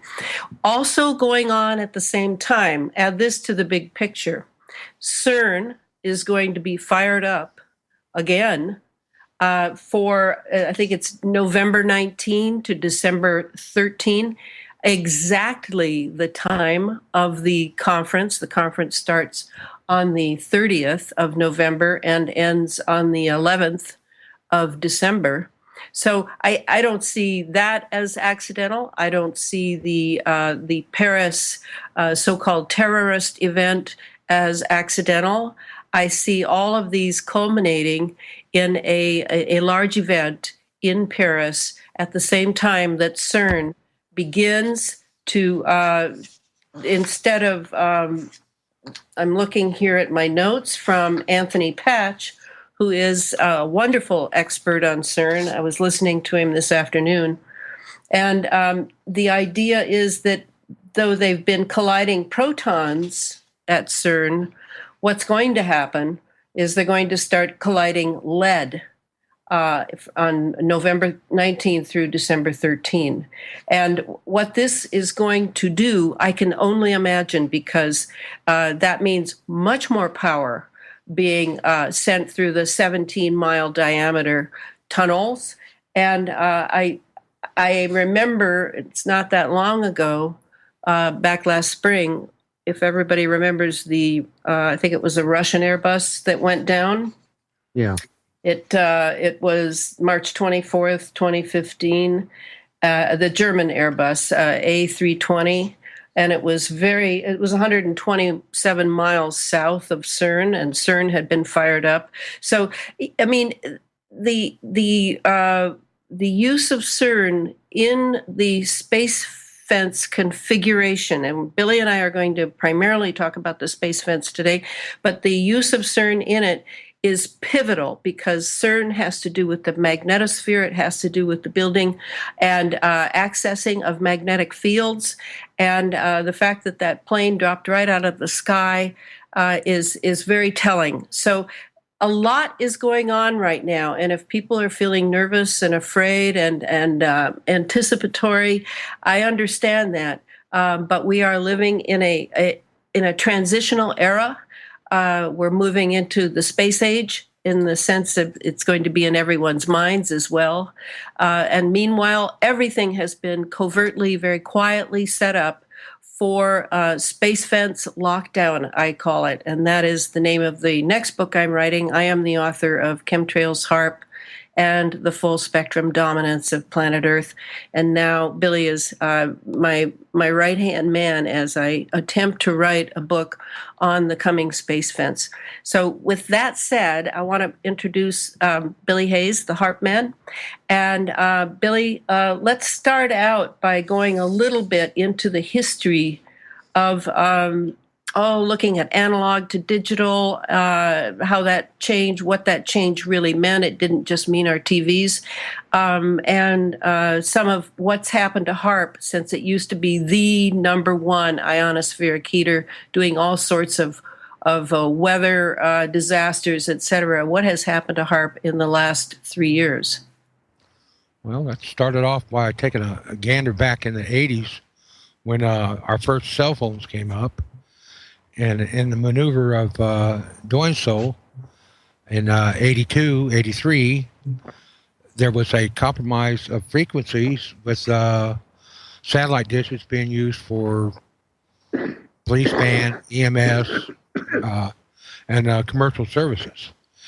And in doing so, in 85, 86, the government proposed to move all frequencies on those bands, on the 0.8 to 2.8 megahertz, off band to a different area. And that was paid for by the government. Now, this wasn't just a little bit of things. This was a whole bunch. And this compromise was in order to basically set up the primary analog for the future ideal of digital systems. Yeah. And they did this without telling anybody. They just came in and said, you have to change this. We're paying for it, blah, blah. And they changed out all these dishes all over the United States just in a matter of weeks. I mean, thousands and thousands and thousands of dishes went up all over the United States on new frequencies to allow this compromise for the cellular systems. And wasn't that the same time that the Strategic Defense Initiative was going under the Reagan era? Absolutely. It was all in parallel with that movement.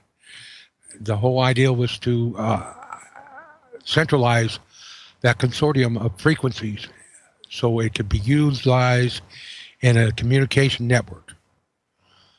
Yeah. And, So this has gone back a long ways. oh, yes. Gone back.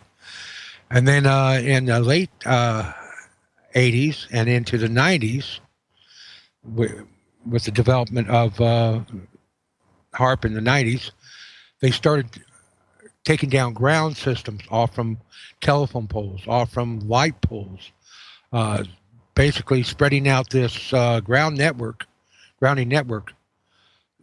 that was grounding out the possible use of frequencies that would be utilized in the harping systems, which was not just a 28 and 2.8 megahertz. It was some of the lower keyed frequencies that are the pulse frequencies.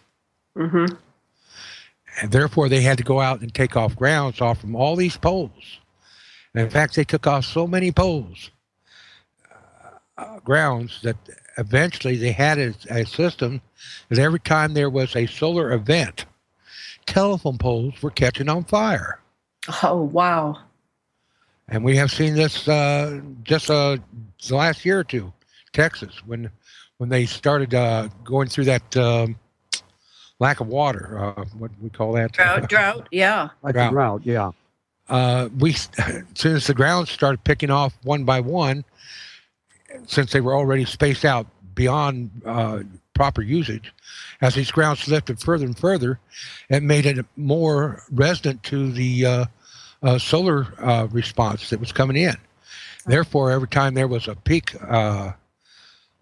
pulse that came in with sun activity, these poles went up in fire all across Texas. So what have they done to fix that so that doesn't happen with solar flares?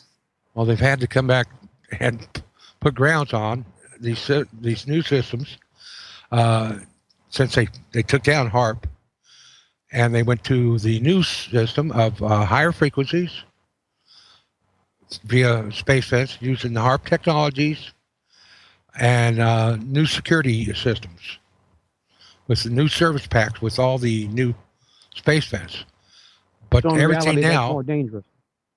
absolutely, it's more dangerous in the fact that instead of using the outermost portion of our atmosphere, they are utilizing now our atmosphere that contains chemical components, metallic components, that they can adjust and originate in certain positions, certain wavelengths, certain sizes, certain directivity, where they can utilize it and even more beneficial factors for their weapon system and communications.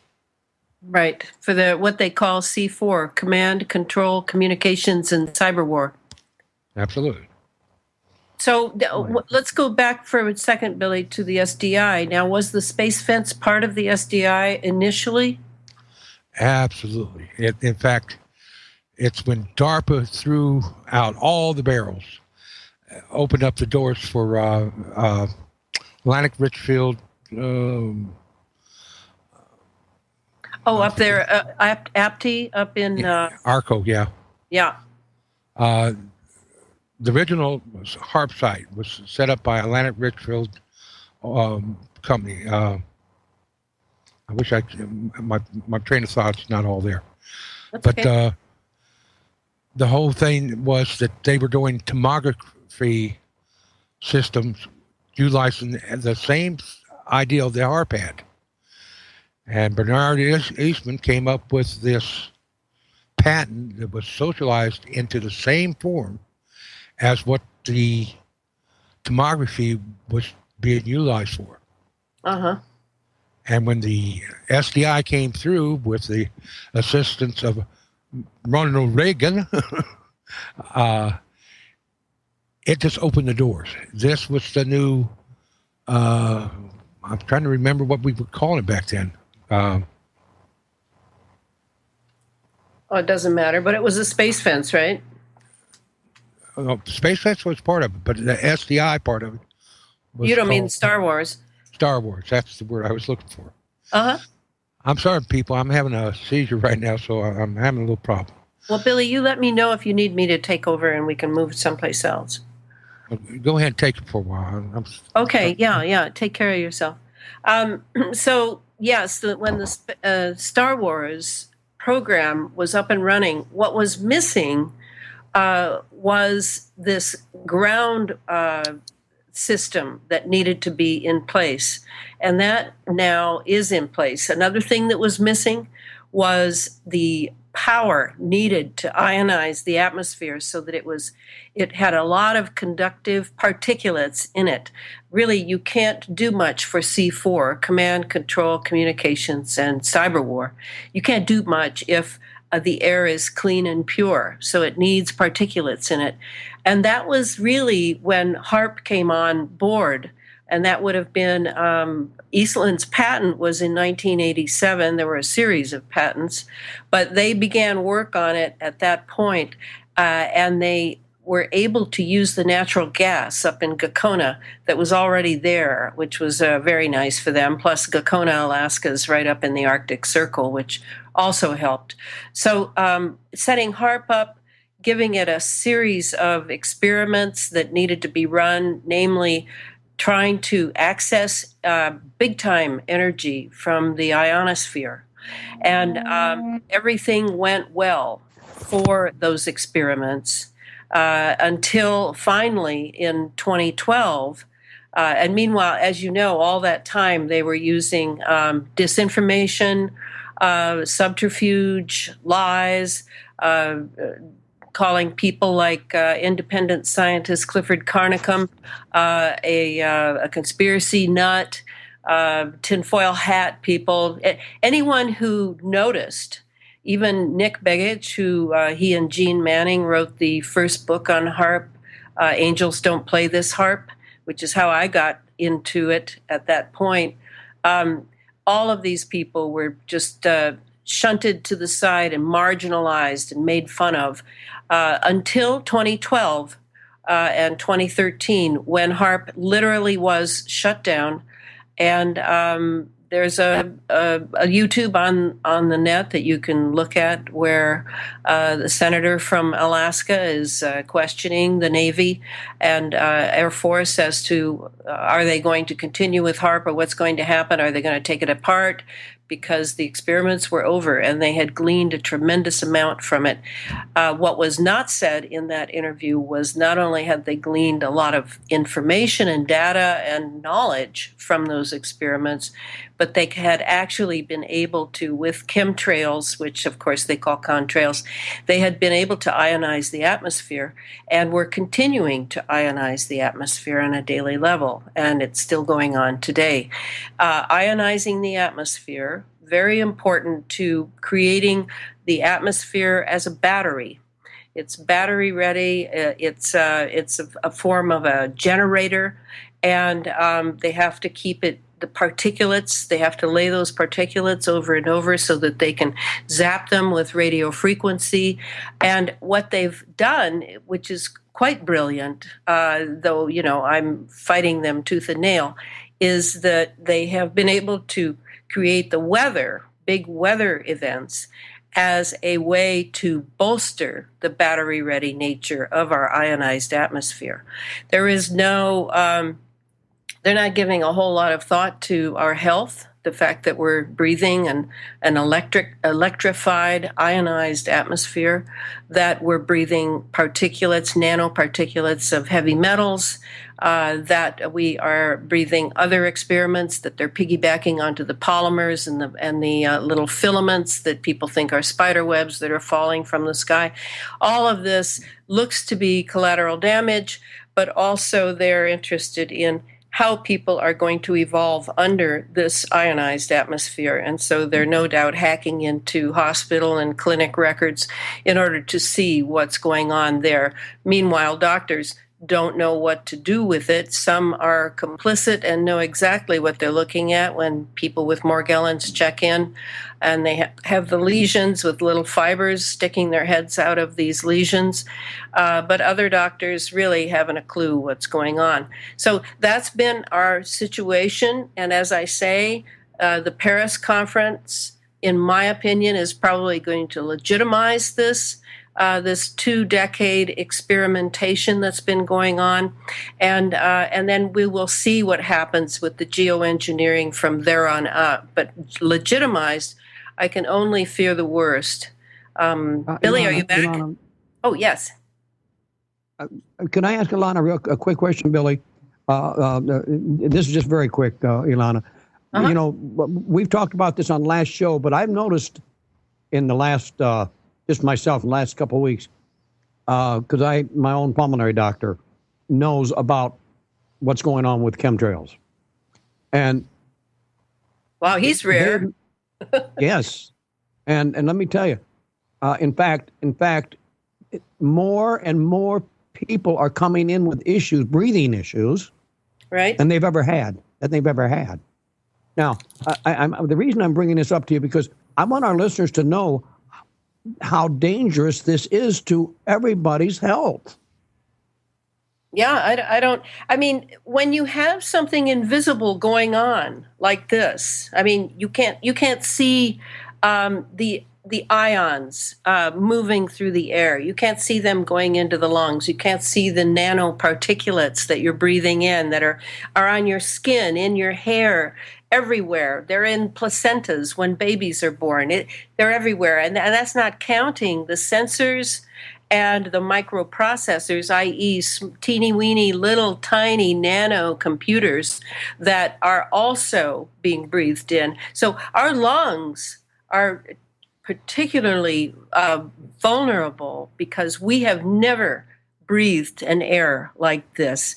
And it is unfortunately quickened and made much worse by our Wi-Fi environments, which of course we're told it's non-thermal, no problem, there's no evidence of health risks, whereas in Europe everybody knows that there's health risks from non-thermal radiation. So it's being activated, it's being quickened by our Wi-Fi environments that the military is thrilled we're using because they need those cell towers. They need all the different accoutrements for all of the wireless accoutrements for the space fence, for space fence operation.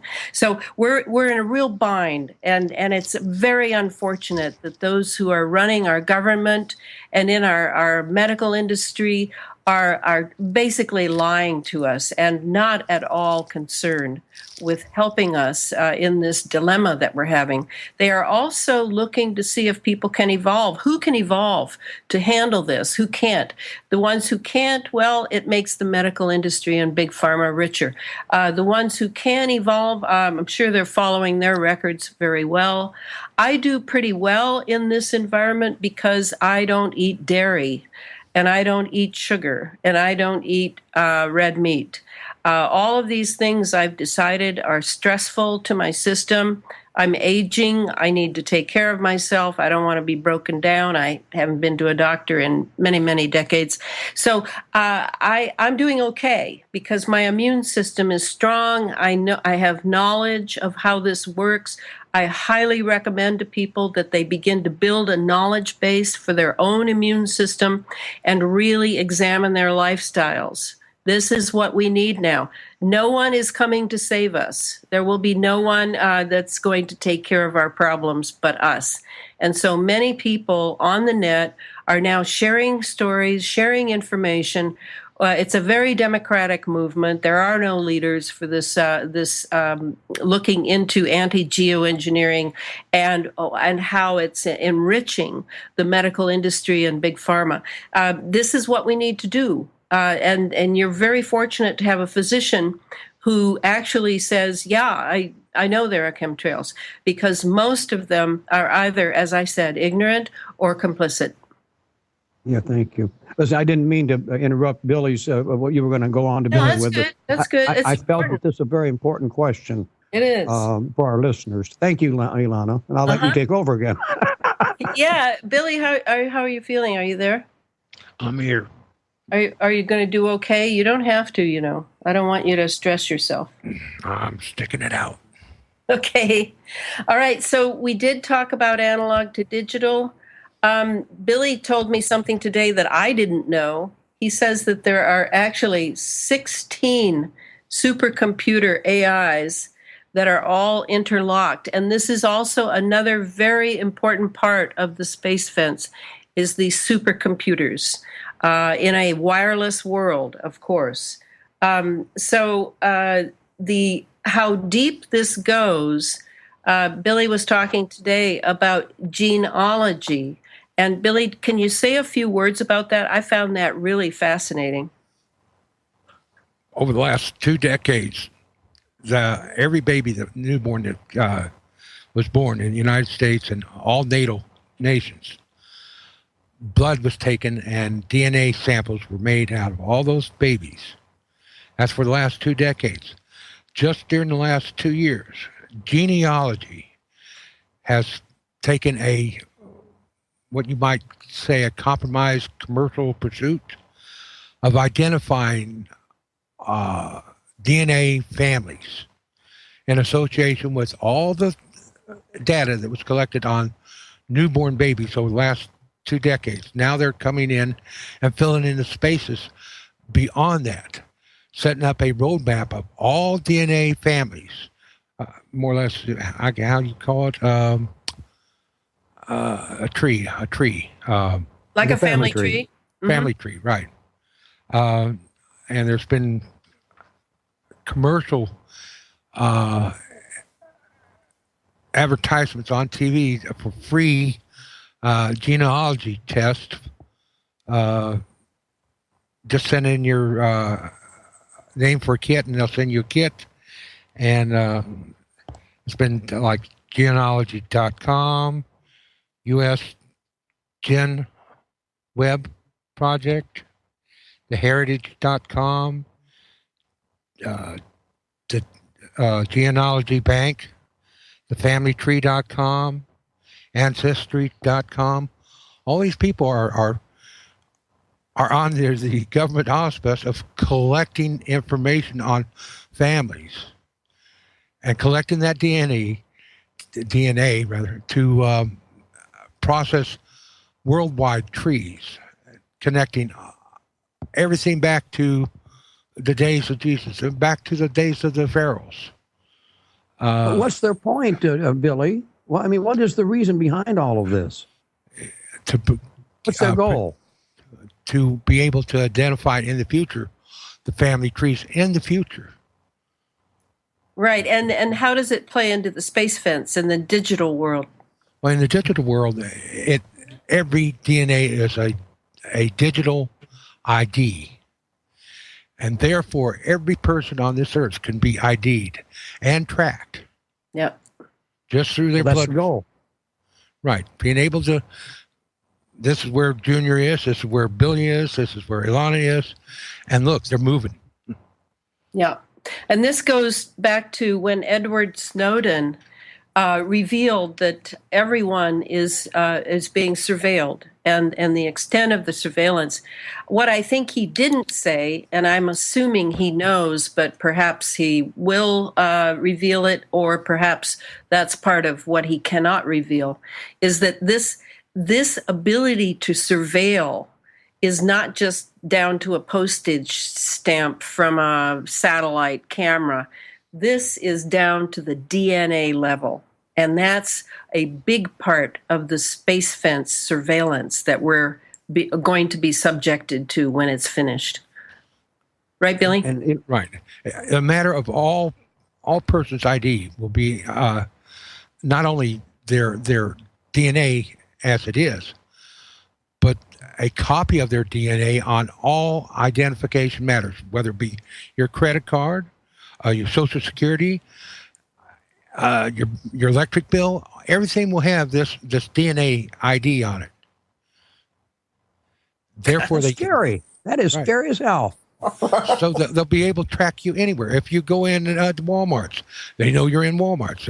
You don't have to show them your ID. These things are where they can read you as you pass the big yellow post in Walmart's or Walgreens. You know those looks like concrete posts out there in front? Oh, sure. Well, guess what? Those are antennas. Those, Yep. And anybody who walks right, and this idea that having a Faraday cage over your wallet, that's a laugh.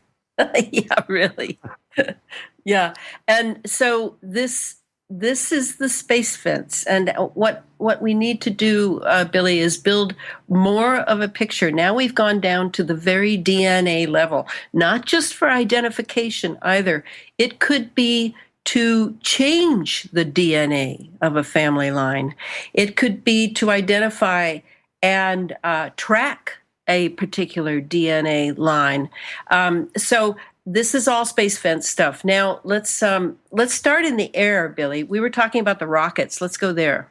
Okay, well, let's back up and look at California this last week. Yeah. There was 2 missile shots that went off. What? Those were Nikes? Were they Nikes? No, they were Trident D5s. That's right. I get them confused. No, they were Trident 3 D5s, Okay. which are submerged launches off a submersible. And when these things launch for the first quarter mile, it's nothing but a steam bath, a plume of steam. Once they get a little more than a quarter mile above the water, then they are a normal rocket, a solid fuel rocket. These things burn a nanothermite propellant. And nanothermite is a mixture of an explosive component mixed with nanobits of aluminum oxide. And the ideal is this will burn without air. And I guess is this becoming a worldwide issue? This is a worldwide issue. This thing went up, and not only did it burn. For this calling period, press star. Sorry, guys. Not only did it do a solid fuel burn, but its payload was a nanothermite, aluminum, lithium, barium burn. When this hit the upper atmosphere and started to burn, it gave this blue glow, because as these particles hit that upper atmosphere at such a velocity, it creates a plasma effect. And right there is the first dietary component of this HARP technology. What do you mean dietary, Billy? It is part of the ingredients to make it work. It has to have this diet of components in order for that to work. Well, there you got lithium for assistance in creating a power source.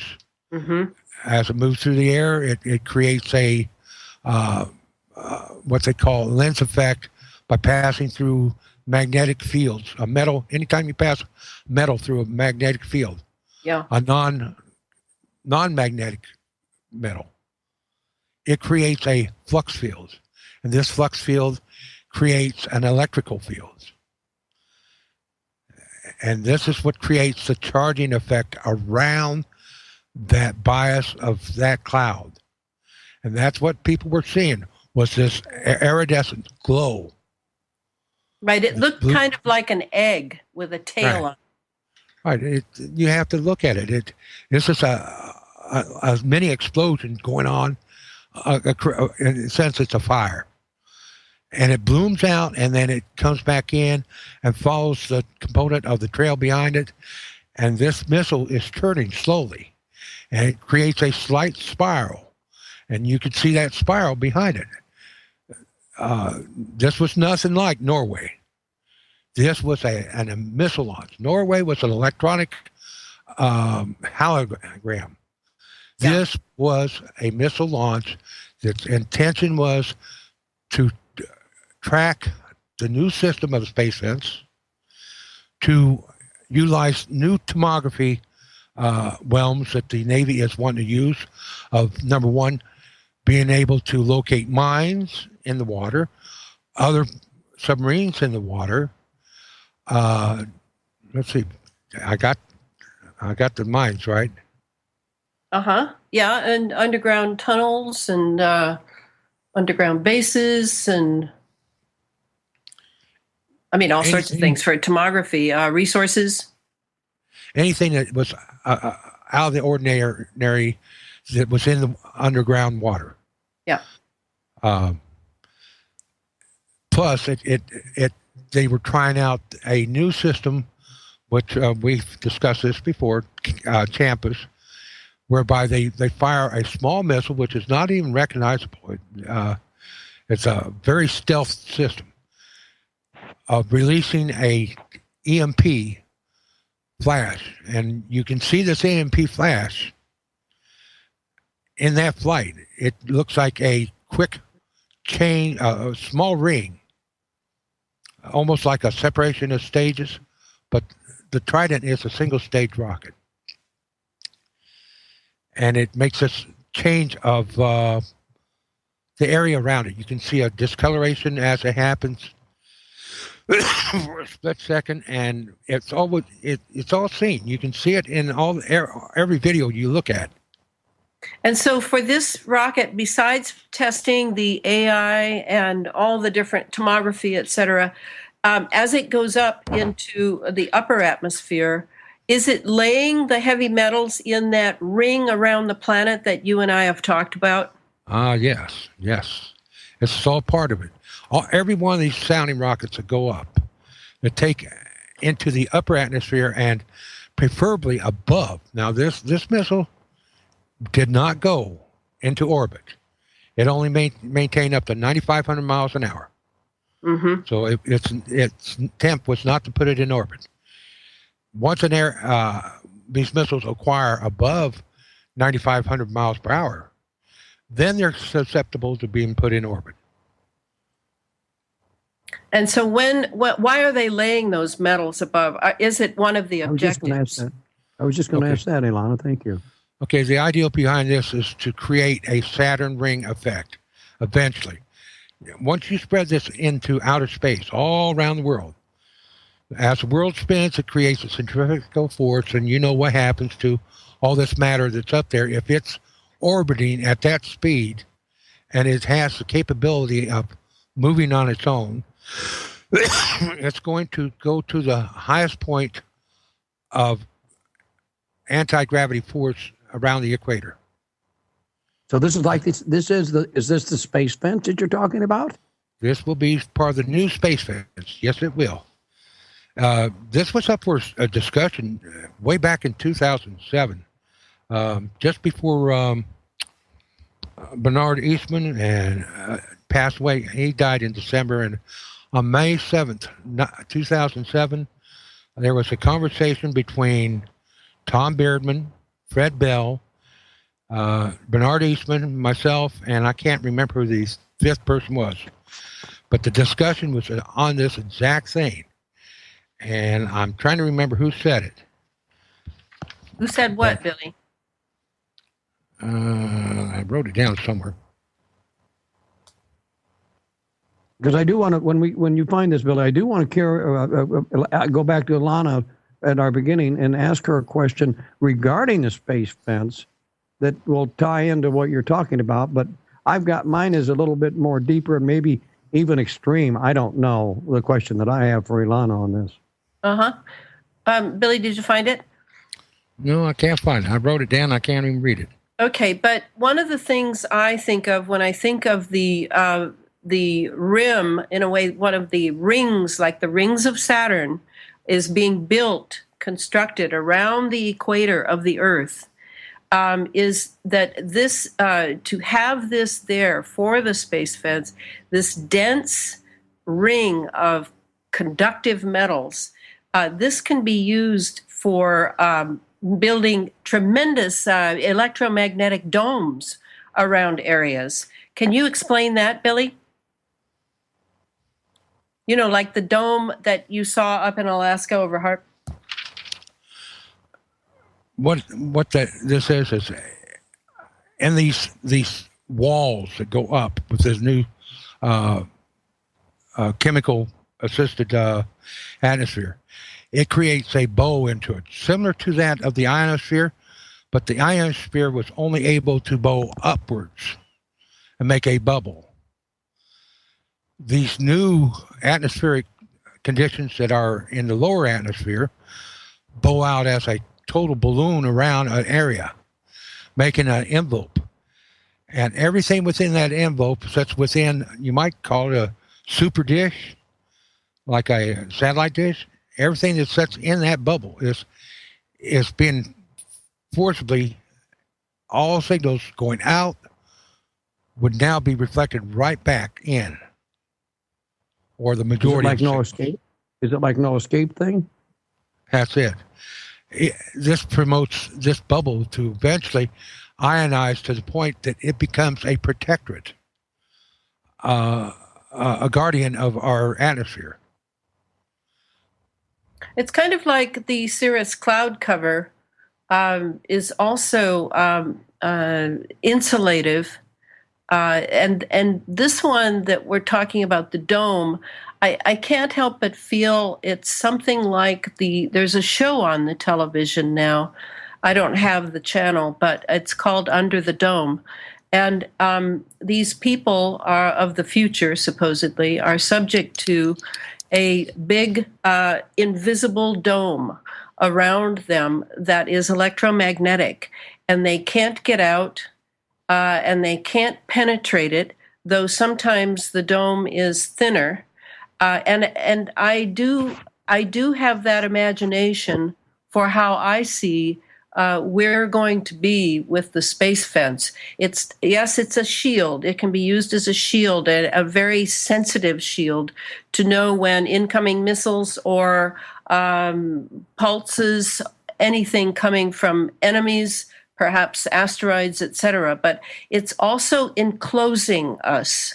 And it's that part of it that concerns me, because living in an electromagnetic ionized atmosphere, we are very vulnerable to not only the eyes in the sky and the surveillance that we're under, but the ability to penetrate us and make use of the sensors and the microprocessors that are floating around in our bloodstream and in our genetics. And understand, these little particulates have a resonant frequency that they are assigned to. Mm-hmm. Everything on this earth has a frequency assigned to. But these particulates start vibrating at that, when that frequency comes through them, they start vibrating. Yep. And they act like little drills. Yes. They can go through diamonds. I mean, you it's a law of physics. If you push on something long enough, no matter how hard it is, you eventually will go through that. Yeah. So it's kind of like, in a sense, it's kind of like a frequency of, when somebody takes a hearing test, let's give that example, a frequency sound that somewhere along the line, you're going to either hear something or am I right or wrong on that issue? Well, that's a frequency. Yeah. That's a frequency. Okay, so with that, and Elana, I know, Billy, I won't continue with you, but Elana, I do have to ask you this question because I'm tying this in with the space fence future, or the space fence itself.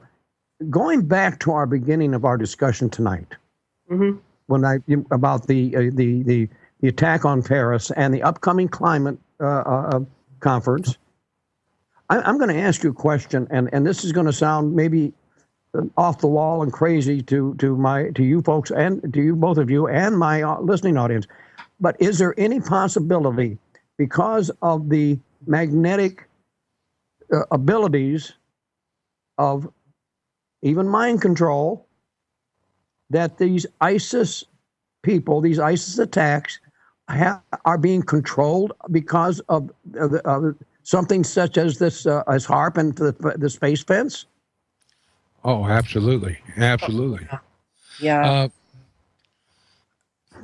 When you watch some of these incidents on some of these demonstrations, you will see these little dishes put up. I think they're called LiDAR. LiDAR, yeah. Yeah. And it is utilizing frequencies to distress people.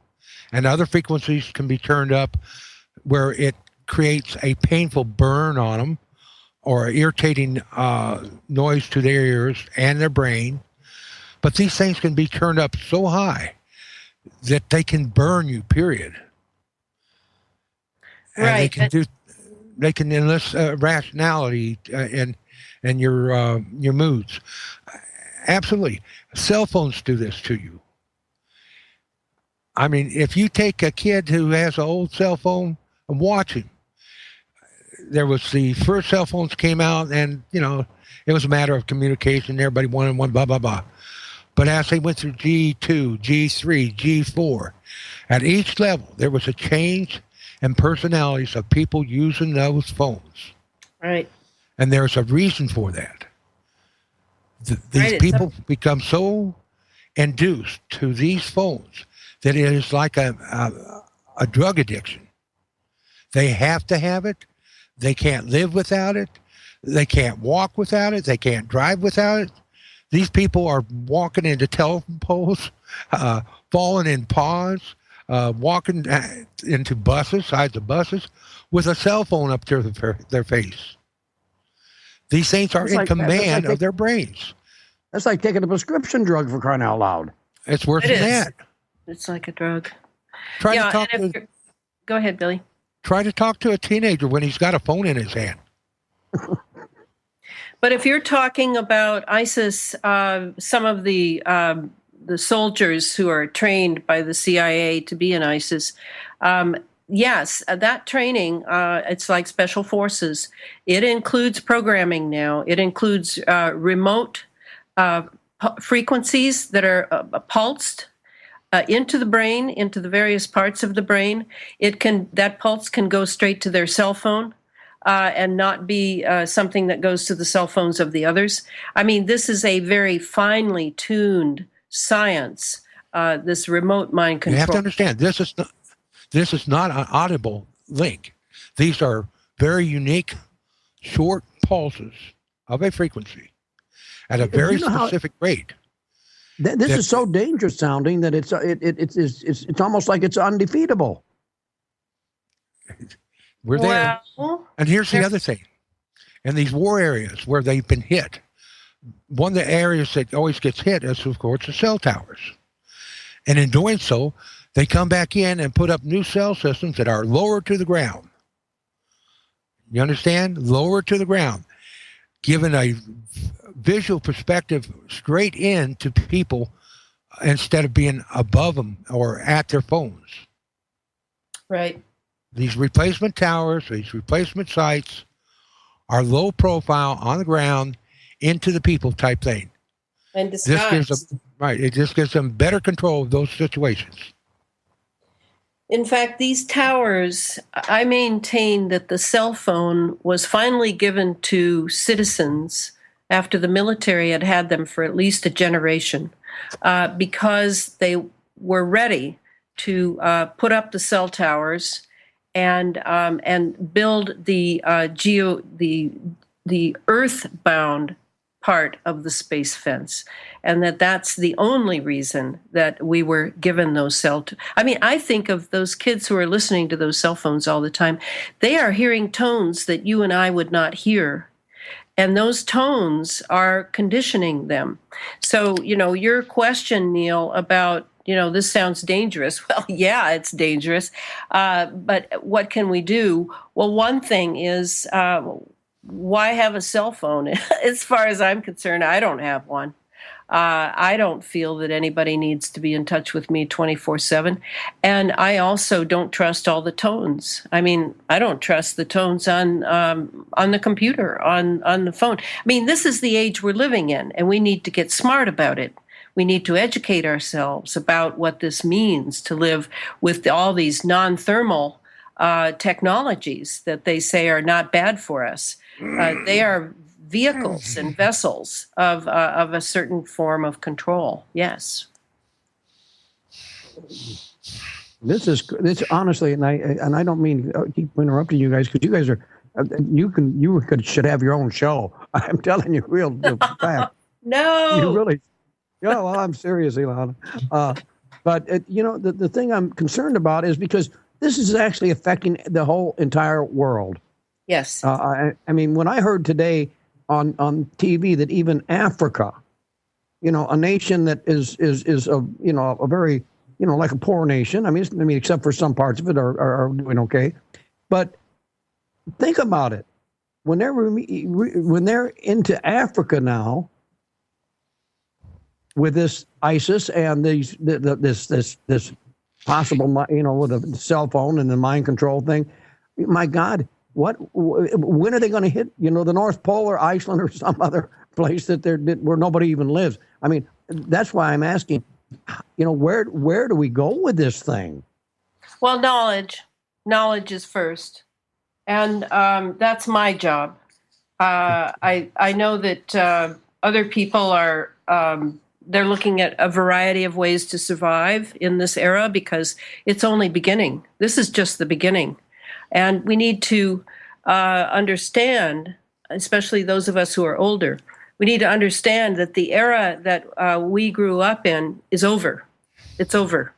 And now we're in another era. And we need to learn the tools to help prepare the young for the world that is here, because it has crept up on us with stealth. It has been, crucially important to the powers that be that this can be done silently and very stealthily. So that's what I represent is knowledge. Knowledge is power. Scientia est potentia, and it is true. I've never been stronger now that I know what I know, and every day is more. I need to learn more knowledge. I was going to just put in a couple words on CERN. How much time do we have, Neil? Actually, we've got less than 3 minutes. I was just okay. I just want to say something about. I get a lot of questions from people. What role does CERN play? What role does CERN play? And Billy, you're welcome to chime in on this. Very briefly, we've got to understand that CERN is tremendously powerful for on our magnetosphere.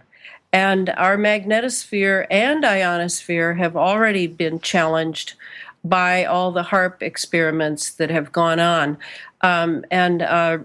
Rebuilding those is not an option at this point. So the CERN experiments have many, many aspects to them that have to do with gravity, have to do with magnetism, and have to do with anti-gravity and antimatter. And these are things that we can learn about. As I told you, I've been very impressed with Anthony Patch. He has several videos up and running and he's discussing them. He is a Christian. He looks at it from a spiritual point of view, but he also has his science well intact. And so you can learn that the mythology that CERN is steeped in outside CERN headquarters. I think I asked you to put it up on your site. Yes, I'm going to do that. You'll see one of the goddesses, the god Shiva, the Right. god of Hinduism, and then recently in New York City in the Empire State Building. A tremendous light show, holographic light show of Kali, the goddess of destruction, again, a Hindu goddess, was given full glory there on one of our New York City's most important sites. So something's going on mythically in all of this, the space fence, CERN. We can't just be conditioned to not use our imagination as we begin to see what our condition in this is and what our response is going to be. That's the main thing I want to say. Thank you so much. And Billy and Ilana, I don't mean to cut you off, but we're down to less than a minute. In fact, I want to thank both of you. I know, it goes so fast. I'm going to tell you right now, the podcast will be on American Truth Finders and also bbsradio.com. Probably by Tuesday. Ilana, your upcoming book, I definitely want to quickly have you tell us what the title is real quick. I don't know. It's on the space fence. Okay, it's on the space fence. All right. Anyway, ladies and gentlemen, you'll find Ilana on Facebook. Billy's on Facebook. The American Truth Finders. I want to thank our engineer, Don, and both of you have been wonderful. Thank you so much for being on my show tonight. Ladies and gentlemen, 2 weeks from tonight, it'll either be live or something because it's right after Thanksgiving. In the meantime, have a great 2 weeks. Good night, everybody. This is Neil Douglas. This is American Truth Finders. Have a great 2 weeks.